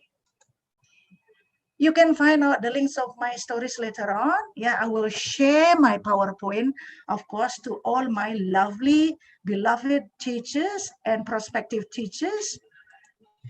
And this is my last creation, the newest. This is the first time I created dongeng. Ada satu alasan yang menyebabkan alasan sangat kuat saya tidak bisa tidur pagi-pagi jam 3 dini hari, tiba-tiba saya bangun, saya punya ide, saya tuliskan, bisa menjadi dongeng. Inilah dongengnya.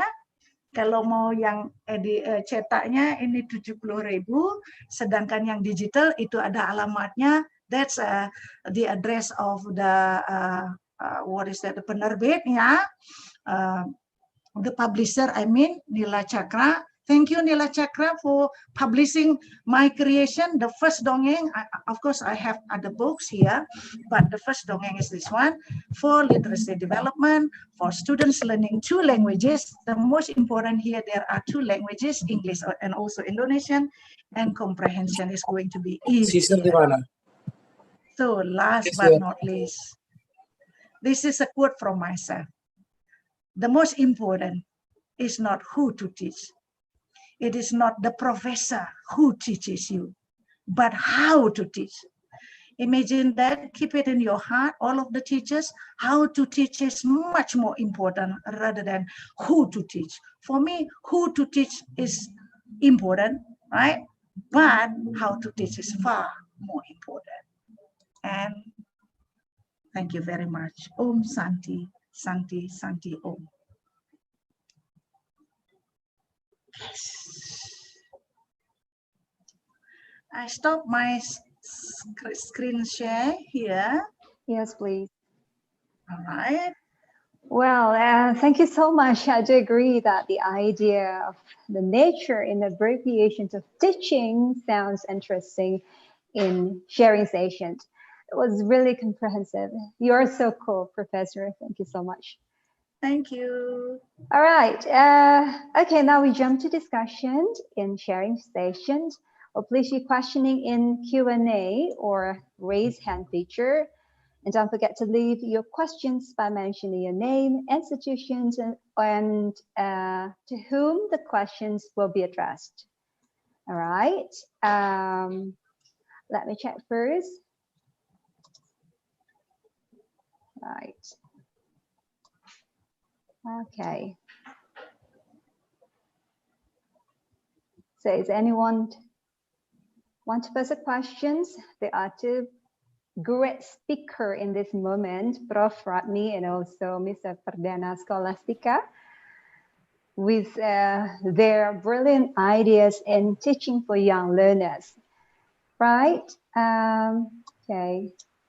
Yes, could I ask you something? Excuse me. Yes, my name is Yasuko Iwai. I just put my camera on. So, could you please raise hand? Yeah, okay. The access is allowed for you. Okay. So please mention the questions. Okay. Yasuko Iwai. Okay. Yes, thank you.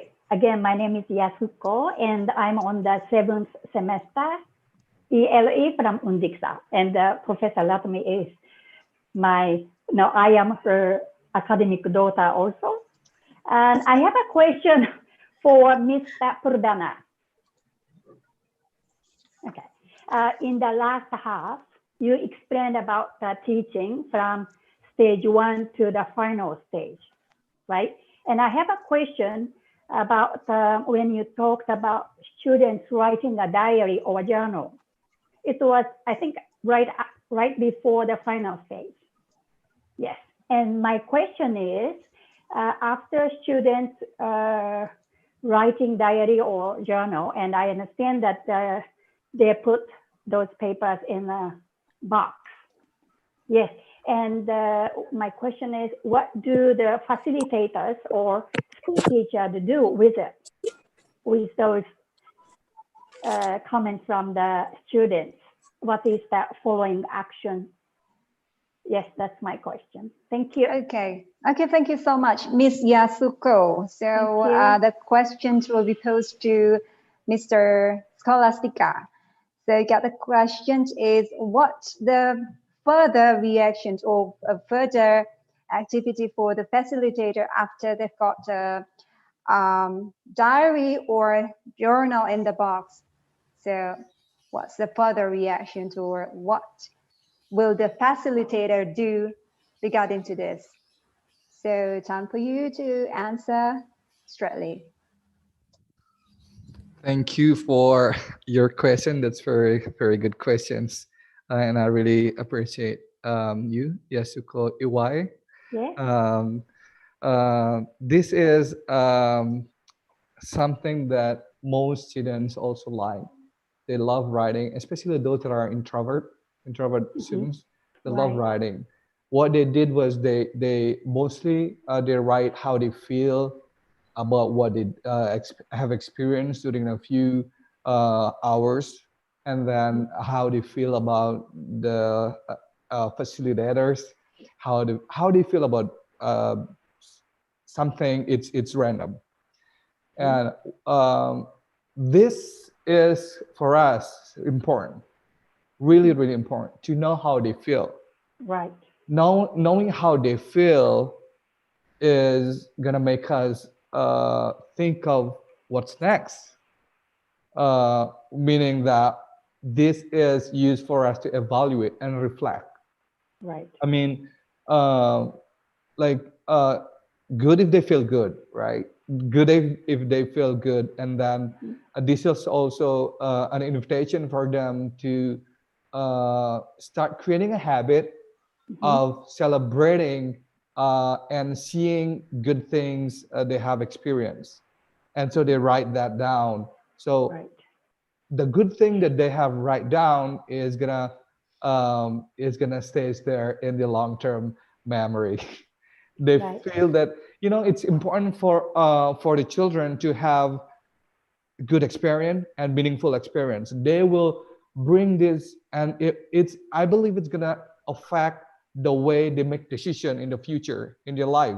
And what we do with that is we compile that, and then we discuss. Usually after teaching, we sit together again with all the facilitator, or at least in one school we have around 6 facilitator minimum until 8, and so so the ratio is between 1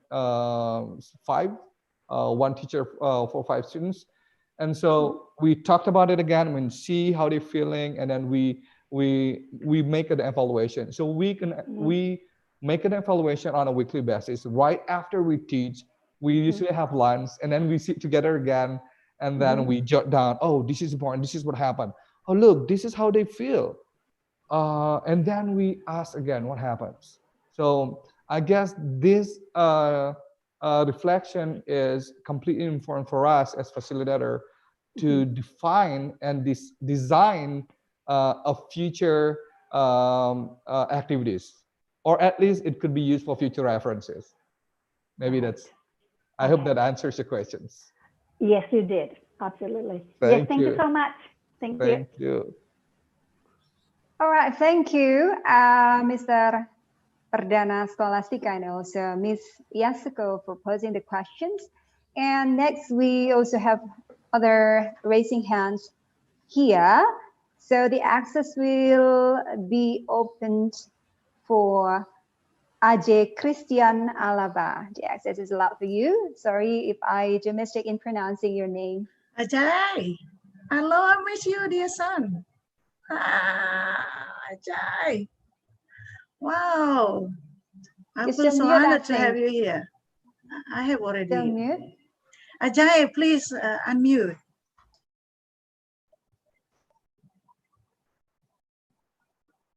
I can't hear your voice, my dear son. Sorry, I can't not hear your voice. If there is something wrong with your device, you may write it down to type in the chat box, please. Yeah, maybe you do not need to wear your microphone, Ajay. You just speak. Okay. Okay. Hello. Okay, Hello. there you go. Okay. There it Can you hear me is. now? Sure. Okay. So good morning. I'm AJ Christian Alamba. So I've been to Indonesia last 2000. I mean, in 2019. I've taught there and had my practice teaching. So this question goes to, or is for Professor Amining Siebo. You've mentioned earlier about the acquisition or the language acquisition. And this question might be helpful for those English teachers just like me. So I've been teaching for 2 years now. So what is the importance of knowing the differences or knowing the thin line between the language acquisition and the language learning itself? And I want to know, of course, the differences between the two. Thank you. I should go back to the theories given by Crescent and Terrell here with the 5 hypotheses of learning in the natural approach, right? So one of the hypotheses of learning is that acquisition and learning. What are the difference? Of course, they are different.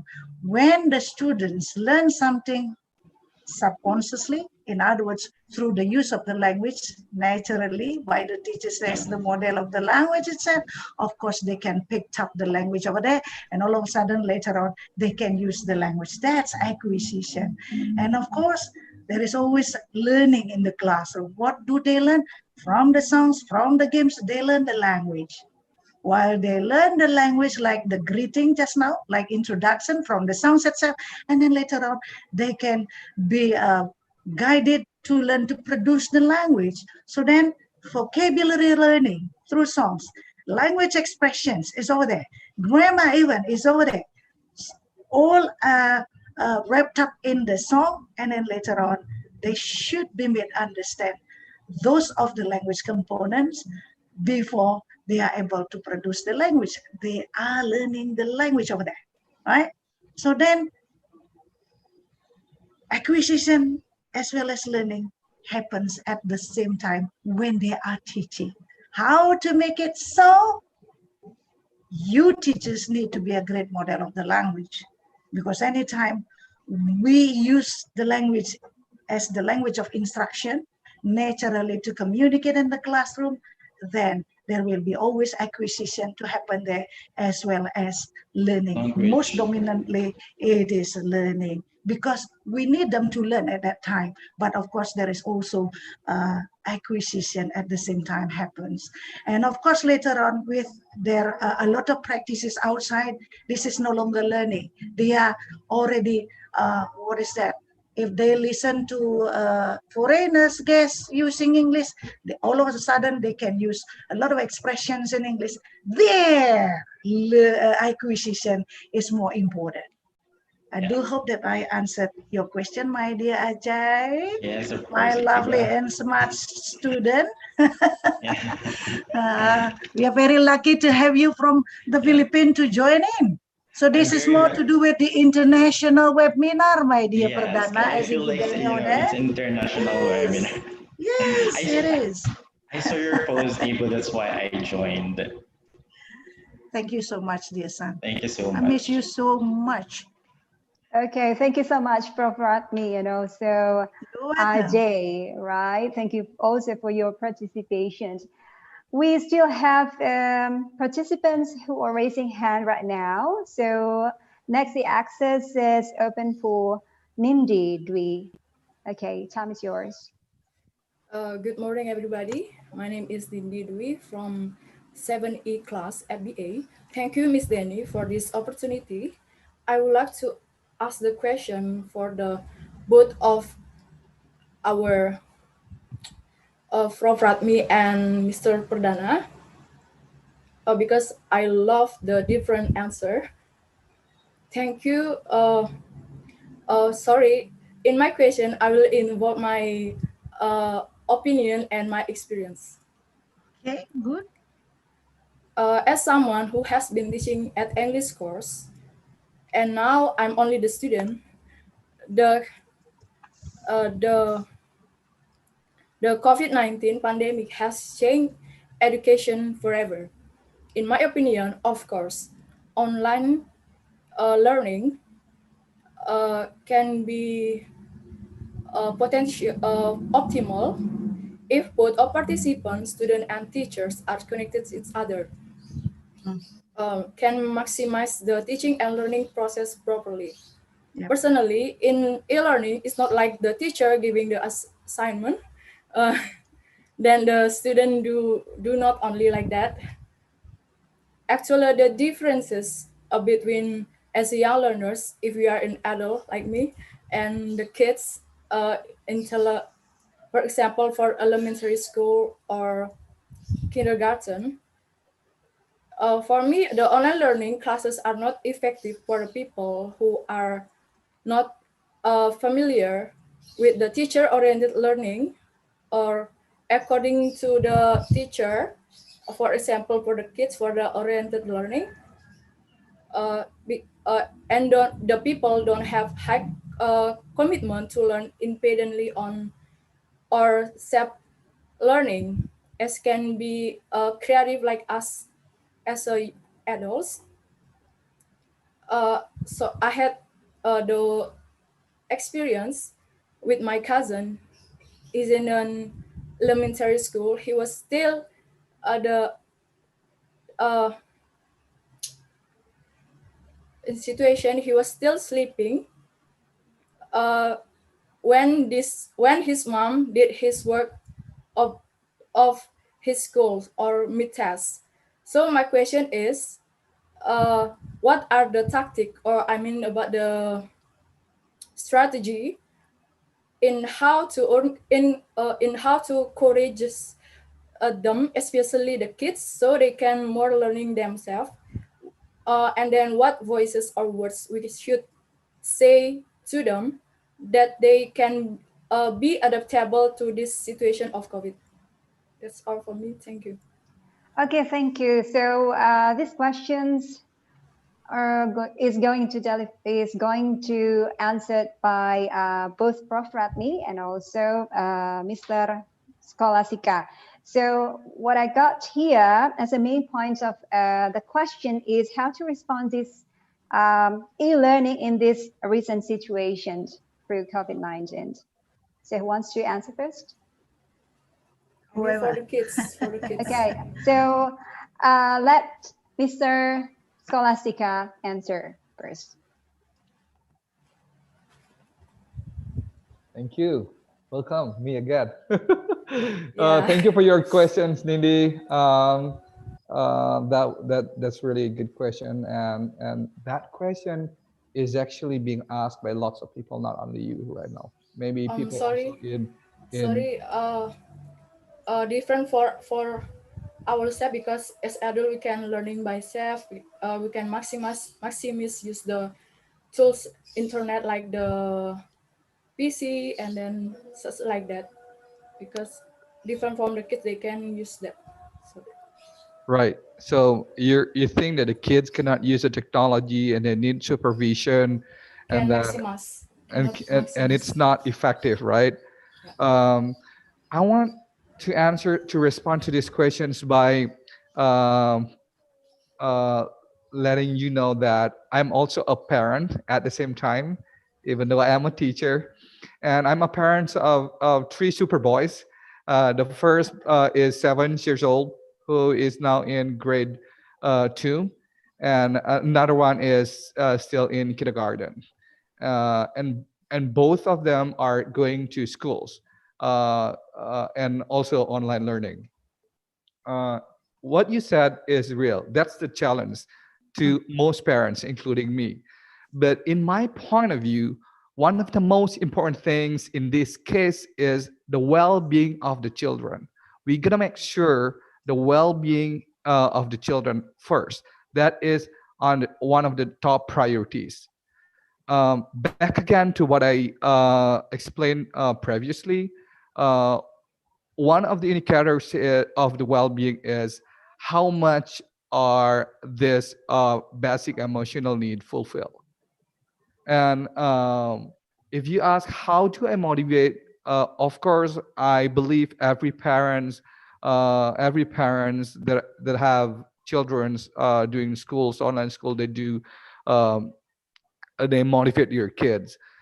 uh, and this is not the children's homework. This is the every parent's homework to really encourage and motivate. And as parents, it's really challenging. I gotta be really honest, and it's really challenging having two kids at a time, and then and making sure that every task is done. And not every task is done. That's a reality. We cannot do that. But what is unique is, luckily my kids to a school that are really good, that understand that well-being is one of the most important point for the kid, making sure that the kids is not stressed out, that the kids remains happy, and the kid remains learning something. Actually, homes is the kid's first school. That's what I believe in as parent. So as long as parents can facilitate their homes and their primary environments, we call home, they can still learn a lot. So there's a policy in my kids' schools that um, as long as we can post uh, pictures on the WhatsApp groups, anything that the kids are doing and anything that he's learning, that is more than enough. Because whatever they're doing, they learn something. Even by helping me washing, the dishes, that also is a learning for him. It's an experiential learning. So maybe that's what I can say. I hope that answers your questions, Nindi. Well, thank you so much, Mr. Scholastica. And we need to hear your thought now, Professor Ratmi. Time is yours. Right. Thank you, Nindi, for a very good question. How to encourage in this kind of pandemic? Of course, teachers need to work collaboratively with parents, right? Yeah. So parents are no longer in separation with teachers. As what Mr. Perdana explained earlier, which one is more important here? The technology or the learning or the health? The health is more important. When we are not healthy, we cannot study. Teachers cannot teach. Students cannot learn. The priority is health now. Even though we can only learn from the screen, as far as there is a great teacher there on the screen, everything is possible. Number one is what you said, commitment, love in it. Being professional needs responsibility, needs commitment. Ask Yasuko as one of my students in the classroom. Do Ibu Ratmi never teach within whatever times should be? Never ever 4 times teaching, 16 times signing. Never ever. Is it 100 minutes? Ask her to prove. It's always 100 minutes. Right. Because teachers are the model again. And for independent learners like you, of course, it's going to be very easy because you are aware with the technology, right? Hang on a minute. There is on and on here. Smadav asking me something. Okay, so those kids are still very dependent compared to you, very independent. You can learn everything. You can take from the internet and then you enrich everything yourself, but totally different from kids. Even now in the villages, teachers are demonstrating by using internet. No more internet. So then how to teach if there are no media? Of course, we need media. And the only media to stay, to keep them healthy is technology. Let alone now if the teachers, if the parents refuse the technology, how? Do they want face-to-face? If they are sick, who are responsible? The teachers? They get caught later on because the teachers force them to go to the schools. Of course, everybody needs to be safe here.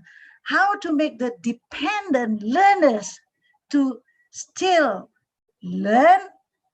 This is a challenge for the teachers to give them assignments, to teach if it is possible online first, right? Teach the concept in such a relaxing way as what I exemplified. And then later on, follow it up with handouts.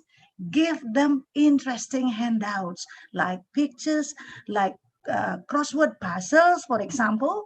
When they learn certain vocabularies, try out to find out relevant crossword puzzles, yeah, which are connected with the vocabularies that they learn. Or teachers need to be very creative to create their own word puzzles or to create any other kinds of assignment to make them working at home. And of course, parents now as the hands, are the hands of the teachers to follow it up. Once they don't want to be responsible even for the development of their own child, then it is their responsibility. That education is threefolded. The responsibility is not only to those teachers formally in the schools, but also parents as well as the society. Parents is number one. Parents should look after them. Giving good education is not only in terms of character values at home, but the most important is that they also need to work hand in hand with the teachers to check and recheck what are the assignments given by the teachers. Come on, and then the parents also need to be responsible. And then take the assignments to the schools, and then the teachers will see the assignments and give assessment, give a scoring. Those are the way to encourage, if it is possible, using the screen, using the technology. If not possible, using luring offline, of course, by giving them worksheets. And of course, the worksheet should be interesting for them. Yeah. So then teachers as well as parents should work together and hand in hand. Jangan hanya bisa nyalahkan guru. Bahkan kalau guru sendiri bilang, bagaimana ini guru SD tugas-tugas saja? Menapa yang harusnya dilakukan? If there are no assignments, there are no learnings. If there are no tasks, there are no learnings. Books, for example, can be rich sources of learning. Yeah. So then number one, and the most important today is being healthy. Without this, we cannot survive. Yeah. It is a selection by nature, actually. Once we break the rule, we are not going to be survived. Hati-hati ini. Yeah, herd immunity, selected by nature. So that's why, as a teacher, I also reprimand here, all of us, your parents, we need to be healthy first, and then later on, let us learning, enrich ourselves with education. Good education is very important to all of us. Thank you so much. That's my explanation, my dear Nindi. Very good. Okay, thank you so much, Prof. Ratmi, for your explanation regarding to that questions. We still have many questions in the chat box, so let me read.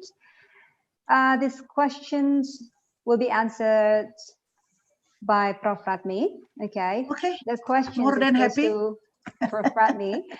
So the question is, one of the issues that I always see in teaching young learners is that, like you have mentioned earlier, they come with different learning styles.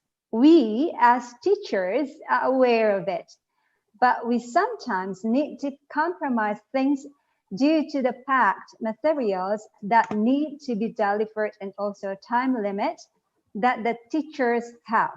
What's your view on it? Is there a better way to address this issue? So this question is coming from Ida Ayumela Tustiawati. She's one of the lecturers in the Faculty of World Languages, Master Satu Jansar University. Thank you for a very complex question, actually. It is easy to ask a question, but not easy to answer as usual, right? It needs a lot of knowledge and expertise here. Different learning styles, starting from that. I do hope that I can answer it satisfactorily. As I explained earlier, there are three main learning styles: auditory, visually, as well as kinesthetically. As a teacher, we need to consider all of those differences in the classroom, right? Okay. If it is a classical kind of classroom, of course, what we have to do is that we have to make variations. Variation in terms of the strategies of teaching, in terms of the media of teaching. Those are the only ways to accommodate those differences. We cannot every time only to use pictures. And for those students who like, who are visual learning styles, they get a lot of benefits out of that.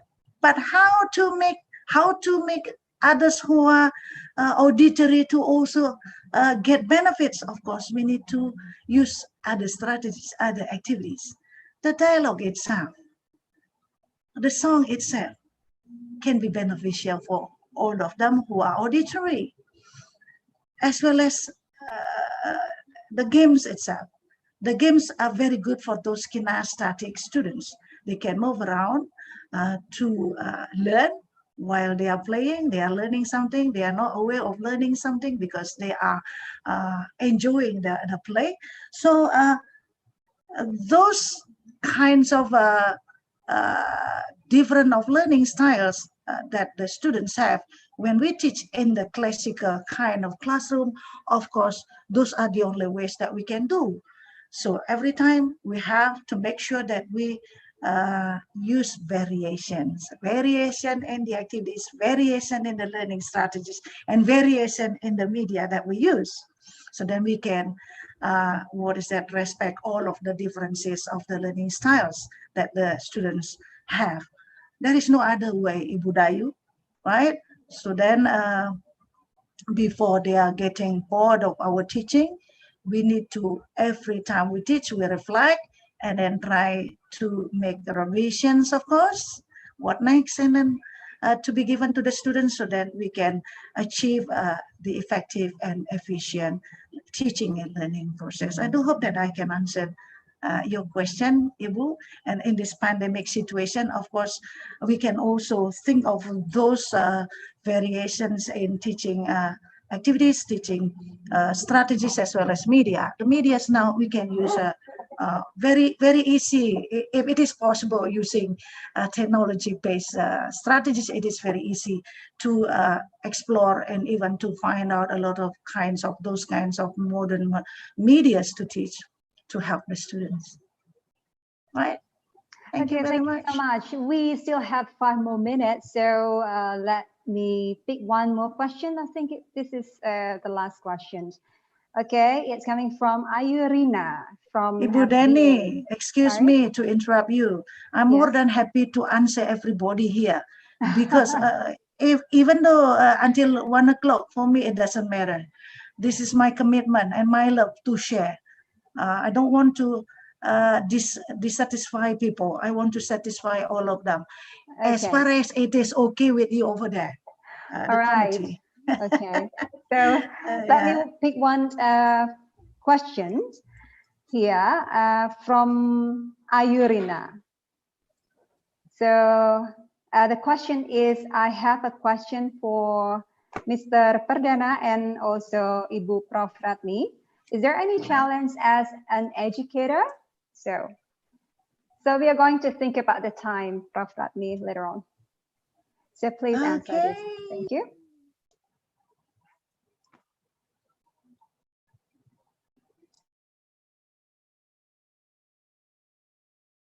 Now, right?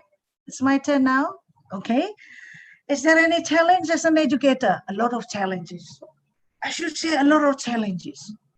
It's not only to teach young learners, even to teach adult learners.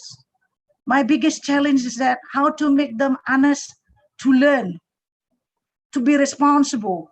Very often they copy paste a lot. Am I right? To be honest. So that's a great challenge. So that's why I need to read every single paper that they should write, even for seminar class. They are all prospective teachers. So every time I teach, at the end of the lesson, I always ask, how many percent do you read in presenting? Reading is different from presenting. Presenting is delivering material. There is no material in front of me. I use my own brain to speak whatever that I want to speak. So that's why I invited them to see Ibu Ratmi as it is in teaching. It's not only to give the regulation, to give a sort of instruction, but I give examples. Even though I'm not perfect in this world, I give an example how to be a good presenter, at least a good presenter, with all of those materials that I created myself. I prepare myself, and then later on, I express out loud based on what I have in my mind. So very often the students, my great challenge, which make me very stressful very often, they read every single word in the presentation. Now I asked them to do peer correction. What did they do? They were not serious in correcting their friend's word. How I know? Because after I read the paper, which was said to have been corrected, there are still a lot of mistakes, even very small mistakes, which I also can see. Isn't it stressful for me? I want them to be better. I want them to be successful in their study. I am the great servant of them, but still, they do not respect the great servant. What they think is that, oh, Ibu Ratmi is a great killer. For those who are lazy, Ibu Ratmi is a great killer. But deep down in my heart, I always share my love to them, that this is being committed, being in love to this profession. Once I'm successful to make you to write well, and then you are going to be happy. And very often I also give reinforcement in the classroom. I also give high appreciation in the classroom for those high committed students. Prove it, Yasuko. You can tell what I always keep saying in the classroom if you did good things in the classroom. So a great challenge again to all of the other educators, let alone those in the primary level as well as in the kindergarten. Why is it so? They are beginner learners. They are beginning to study English. Everything is very new for them. Once they don't like, during their life, they are going to be to hate English itself. How to make their life? Please make something relaxing. Use something which is interesting. When you use something interesting like songs, like games, etc., like in what Yasuko explained last time, in a remote area, in a disadvantaged school, even the smallest thing, even the tiny thing can be very valuable. What is that? Flashcard, for example, easy to bring, but then on the hands, on the skillful of a great teacher, everything is going to be interesting. I do hope that I can answer that question. Every teacher, every educator has a great challenge. As far as you are committed, you are full of love. I don't think that it is stressful for you any longer, because there is a sense of success as a teacher when the students are successful. Thank you so much. Okay, thank you so much. I do agree with you. And the turn now to Mr. Perdana. Time is yours. Thank you. Thank you for the question from Ayurina. I believe everything has been explained by Ibu Prof. Ratmi, but in my point of view, I do agree that every educator has their own challenges. And in terms of dealing with primary school students, when we go teach to rural schools, one of the biggest challenge is their emotional situation from homes. You know, kids are coming to the school with their own a certain situation that we don't always understand, that we don't always know. So that way we have to dig, we got to figure out in what family they're living in, and that would because that would affect how they'll learn at schools. That's what the biggest challenge in a primary school setting.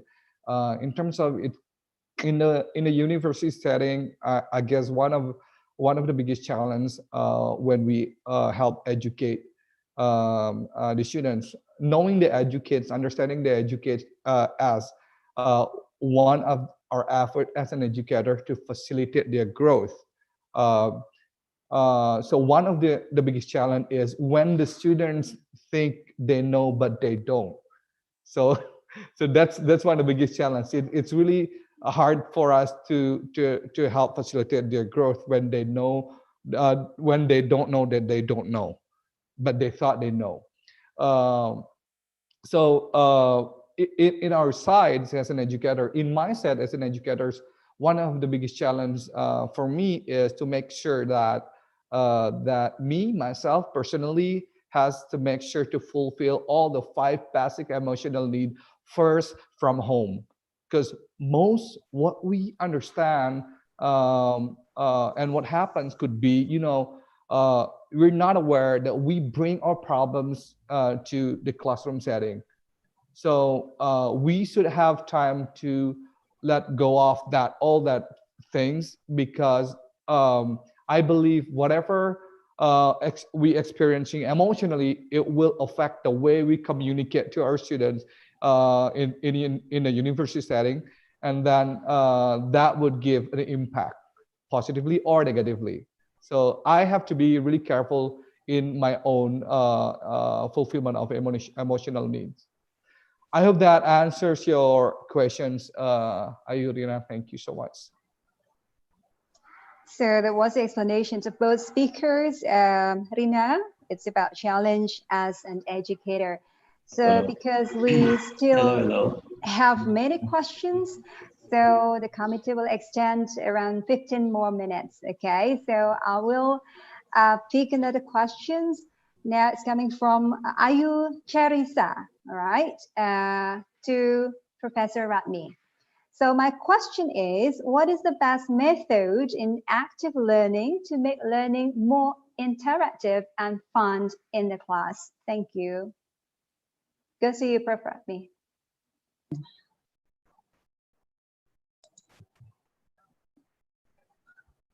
Can you hear my voice? Yes. Shall I repeat the All right. questions? Or no, it's okay. What is right. the best method, right? Yes. Okay. The name of the questioner is Ibu Dina, ya? Ayu Cherisa. Oh, Ayu Cherisa. Ibu Ayu, what is the best method? I should explain that there is no best method in the world. There is no best method. The best is, it all depends. Depends on the material, depends on your understanding of the various techniques under a certain method. I should show my book, Metode dan Strategi Pembelajaran Bahasa Inggris. There are a lot of methods here. And under a certain method, there are a lot of techniques. Whatever that we teach to the students, whatever that we use, any strategy, any technique that we use, it depends on what class, what level, what material, right? So then, like my examples, songs.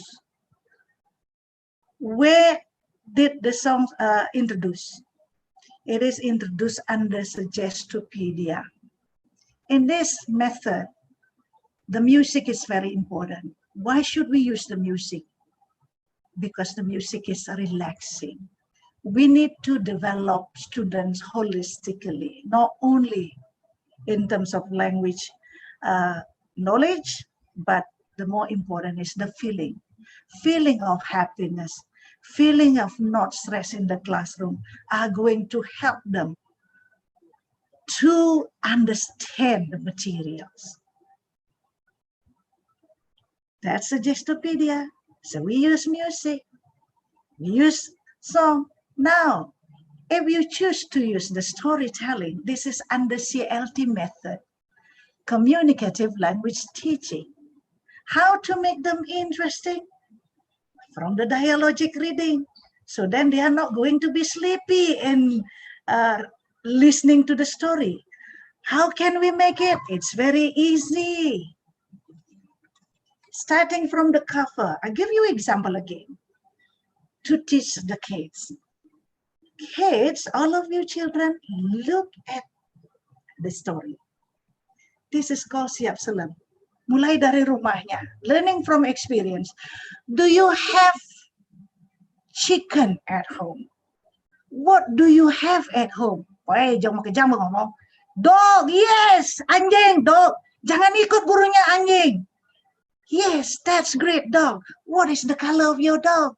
White, putih. Jangan. White, yellow like this. Oh, white, for example. Yes, you have white dog. Now, I will tell the story. This is Siap Selam, black hen. Now, please count. How many children? Children, orang, the chicks. Children. How many children? Chicks. All of you, please count together with Ibu. 1 and 2 and 3 and 4 until 7. There are, not there is ya Ibu Guru, there are 7 children. There are 7 chicks. Is it going to be interesting or not? Coba sekarang ganti. Hari ini kita akan belajar cerita judulnya Siap Selam. Kamu senang sama Siap Selam? Senang. Coba hitung sekarang, kuda ya panak nih. Is this teaching English or teaching Balinese or teaching Indonesian? Forget about that. I always get upset if my students do like that in the classroom. They don't bring the feeling of learning of English at that time. I know very often the teachers judge like this. Kan semua lengah-lengah. They don't know anything. They don't have knowledge.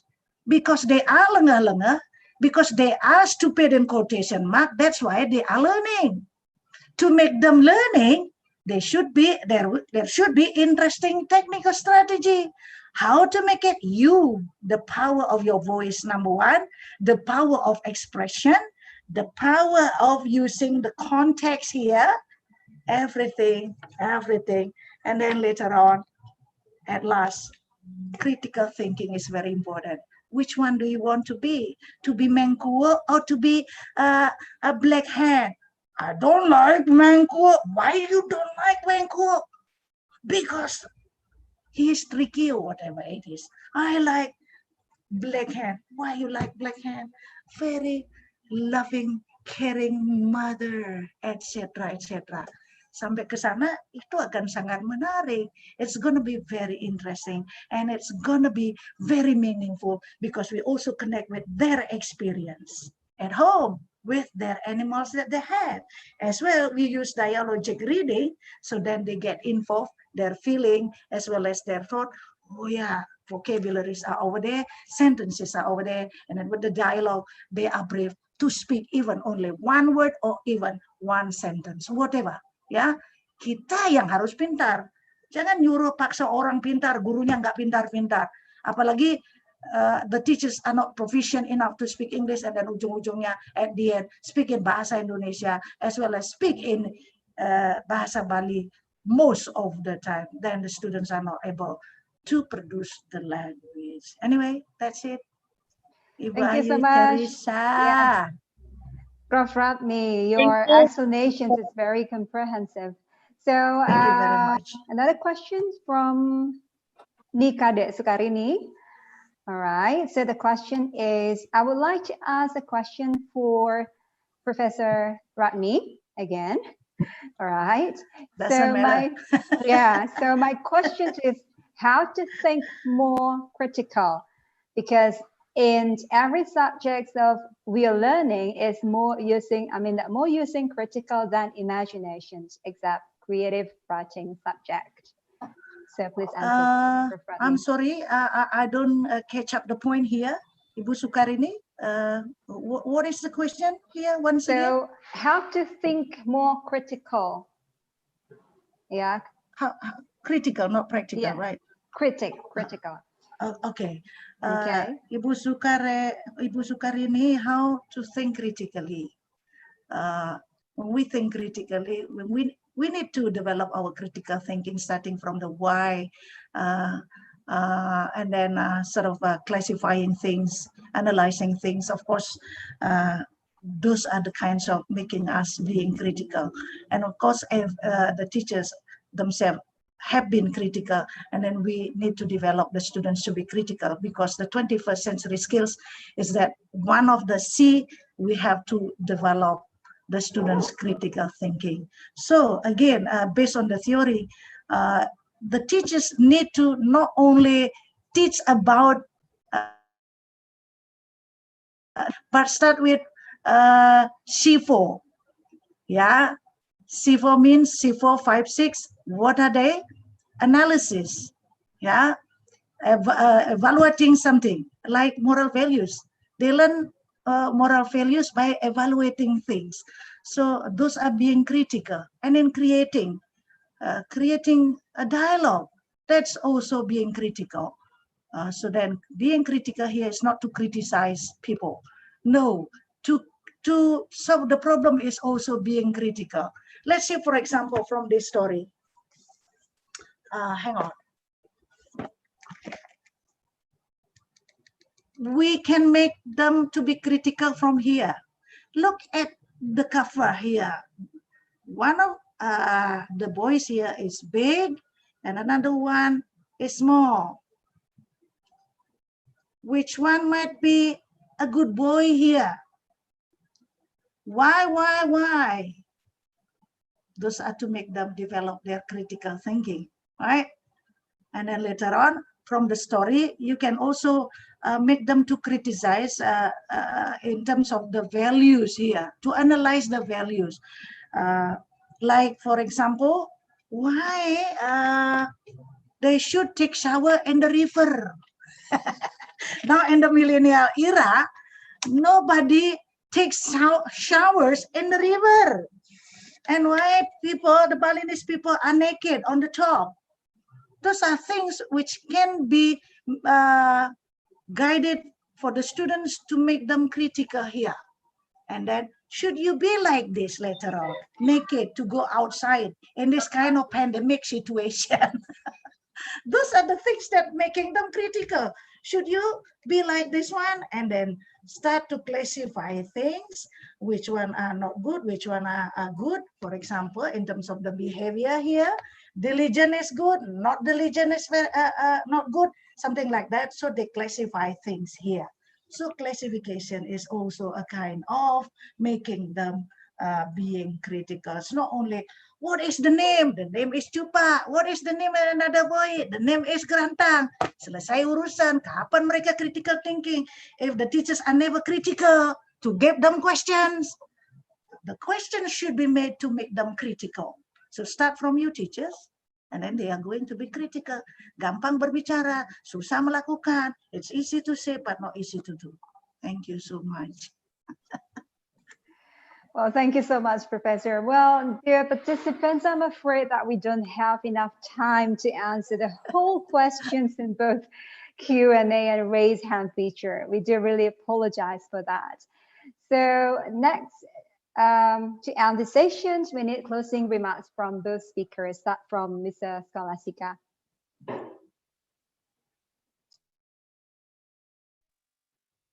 Thank you. It's been really, really rewarding to hear the process questions and from the participants, and I really appreciate it. And for me, it's always making me awake listening to Ibu Prof telling everything. You know, this is one thing I miss from my class. So yeah, for the closing remarks, allow me to share with you a video from, this is a true story, a video from a school principal. Right there.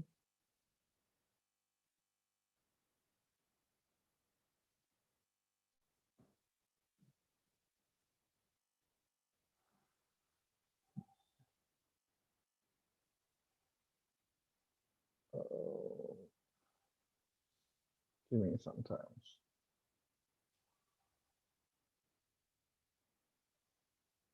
Okay, so I think I have a technical problem with the video. Okay, no problems. Let me say that actually, go back to my first answer, is teaching young learners challenging or rewarding?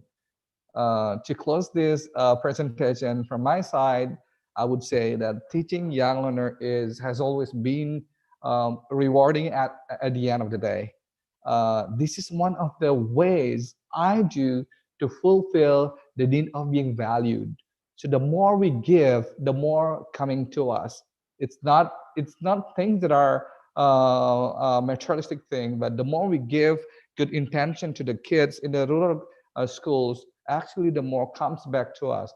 And with that being said, I'm going to say that teaching young learner has always been rewarding for me, and lots of learning. So thank you so much. That's from me. Thank you so much. I hope we meet again in the future. Thank you. Well, thank you so much, Mr. Perdana Scholastica. The more we give, the more impact back to us. I do agree with you. Thank you. Nice closing remarks. And now we need a closing remark from Professor Radmi. Time is yours.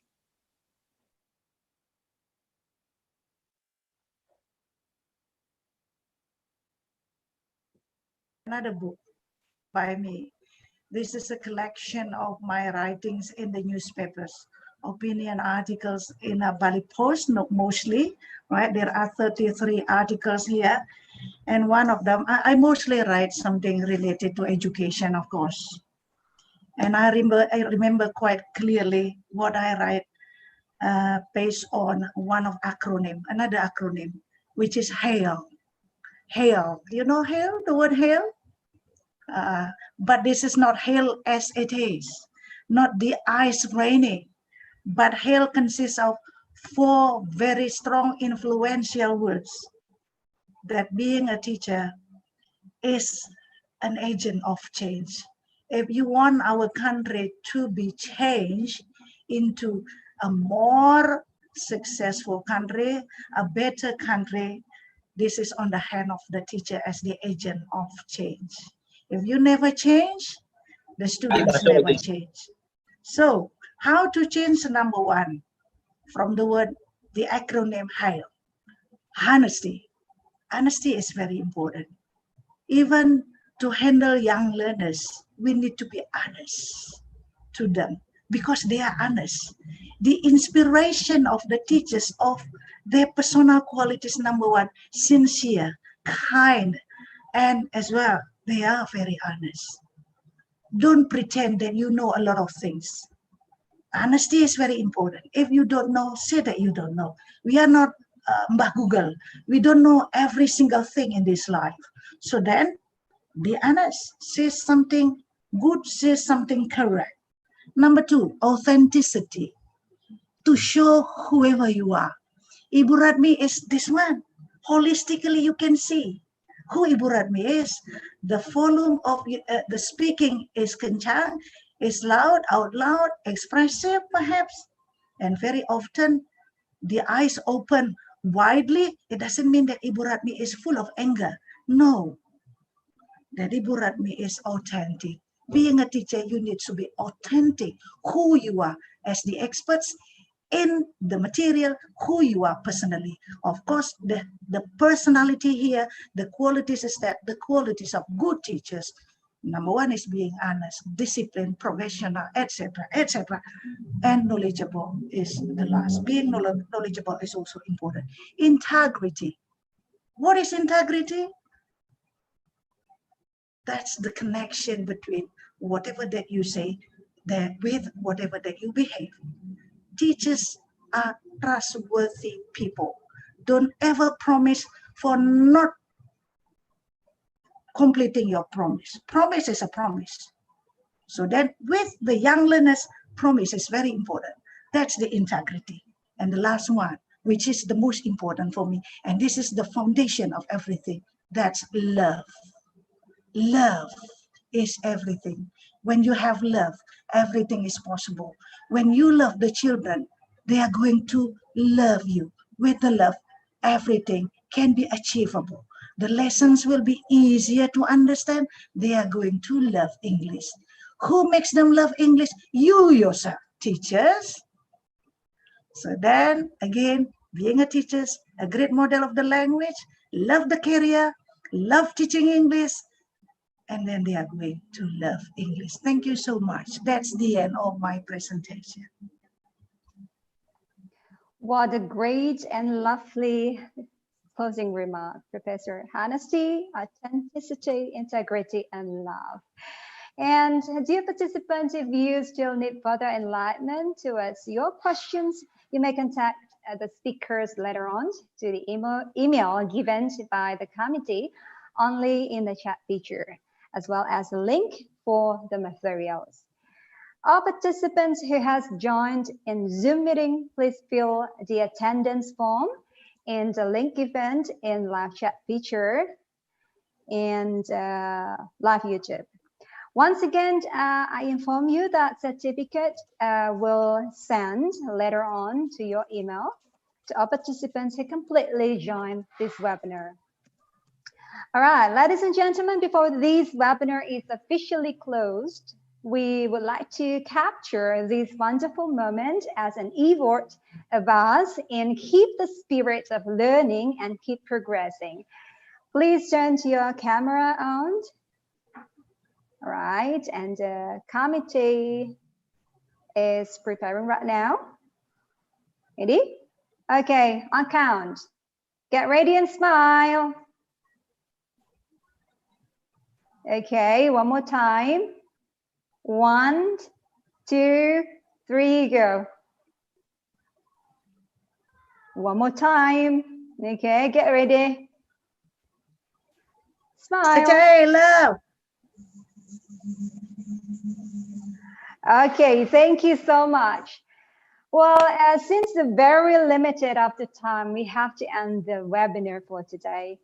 We thank once again to all speakers for the positive vibes and energy in this great moment, and for the kind attention and participation to all happy participants.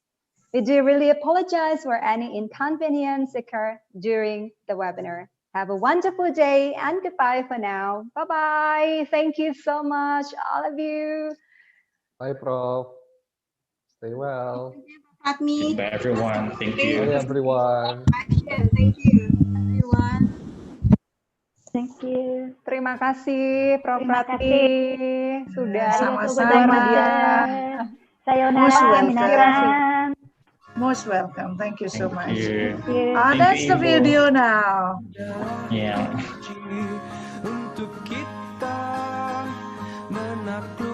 So touching. Berlarilah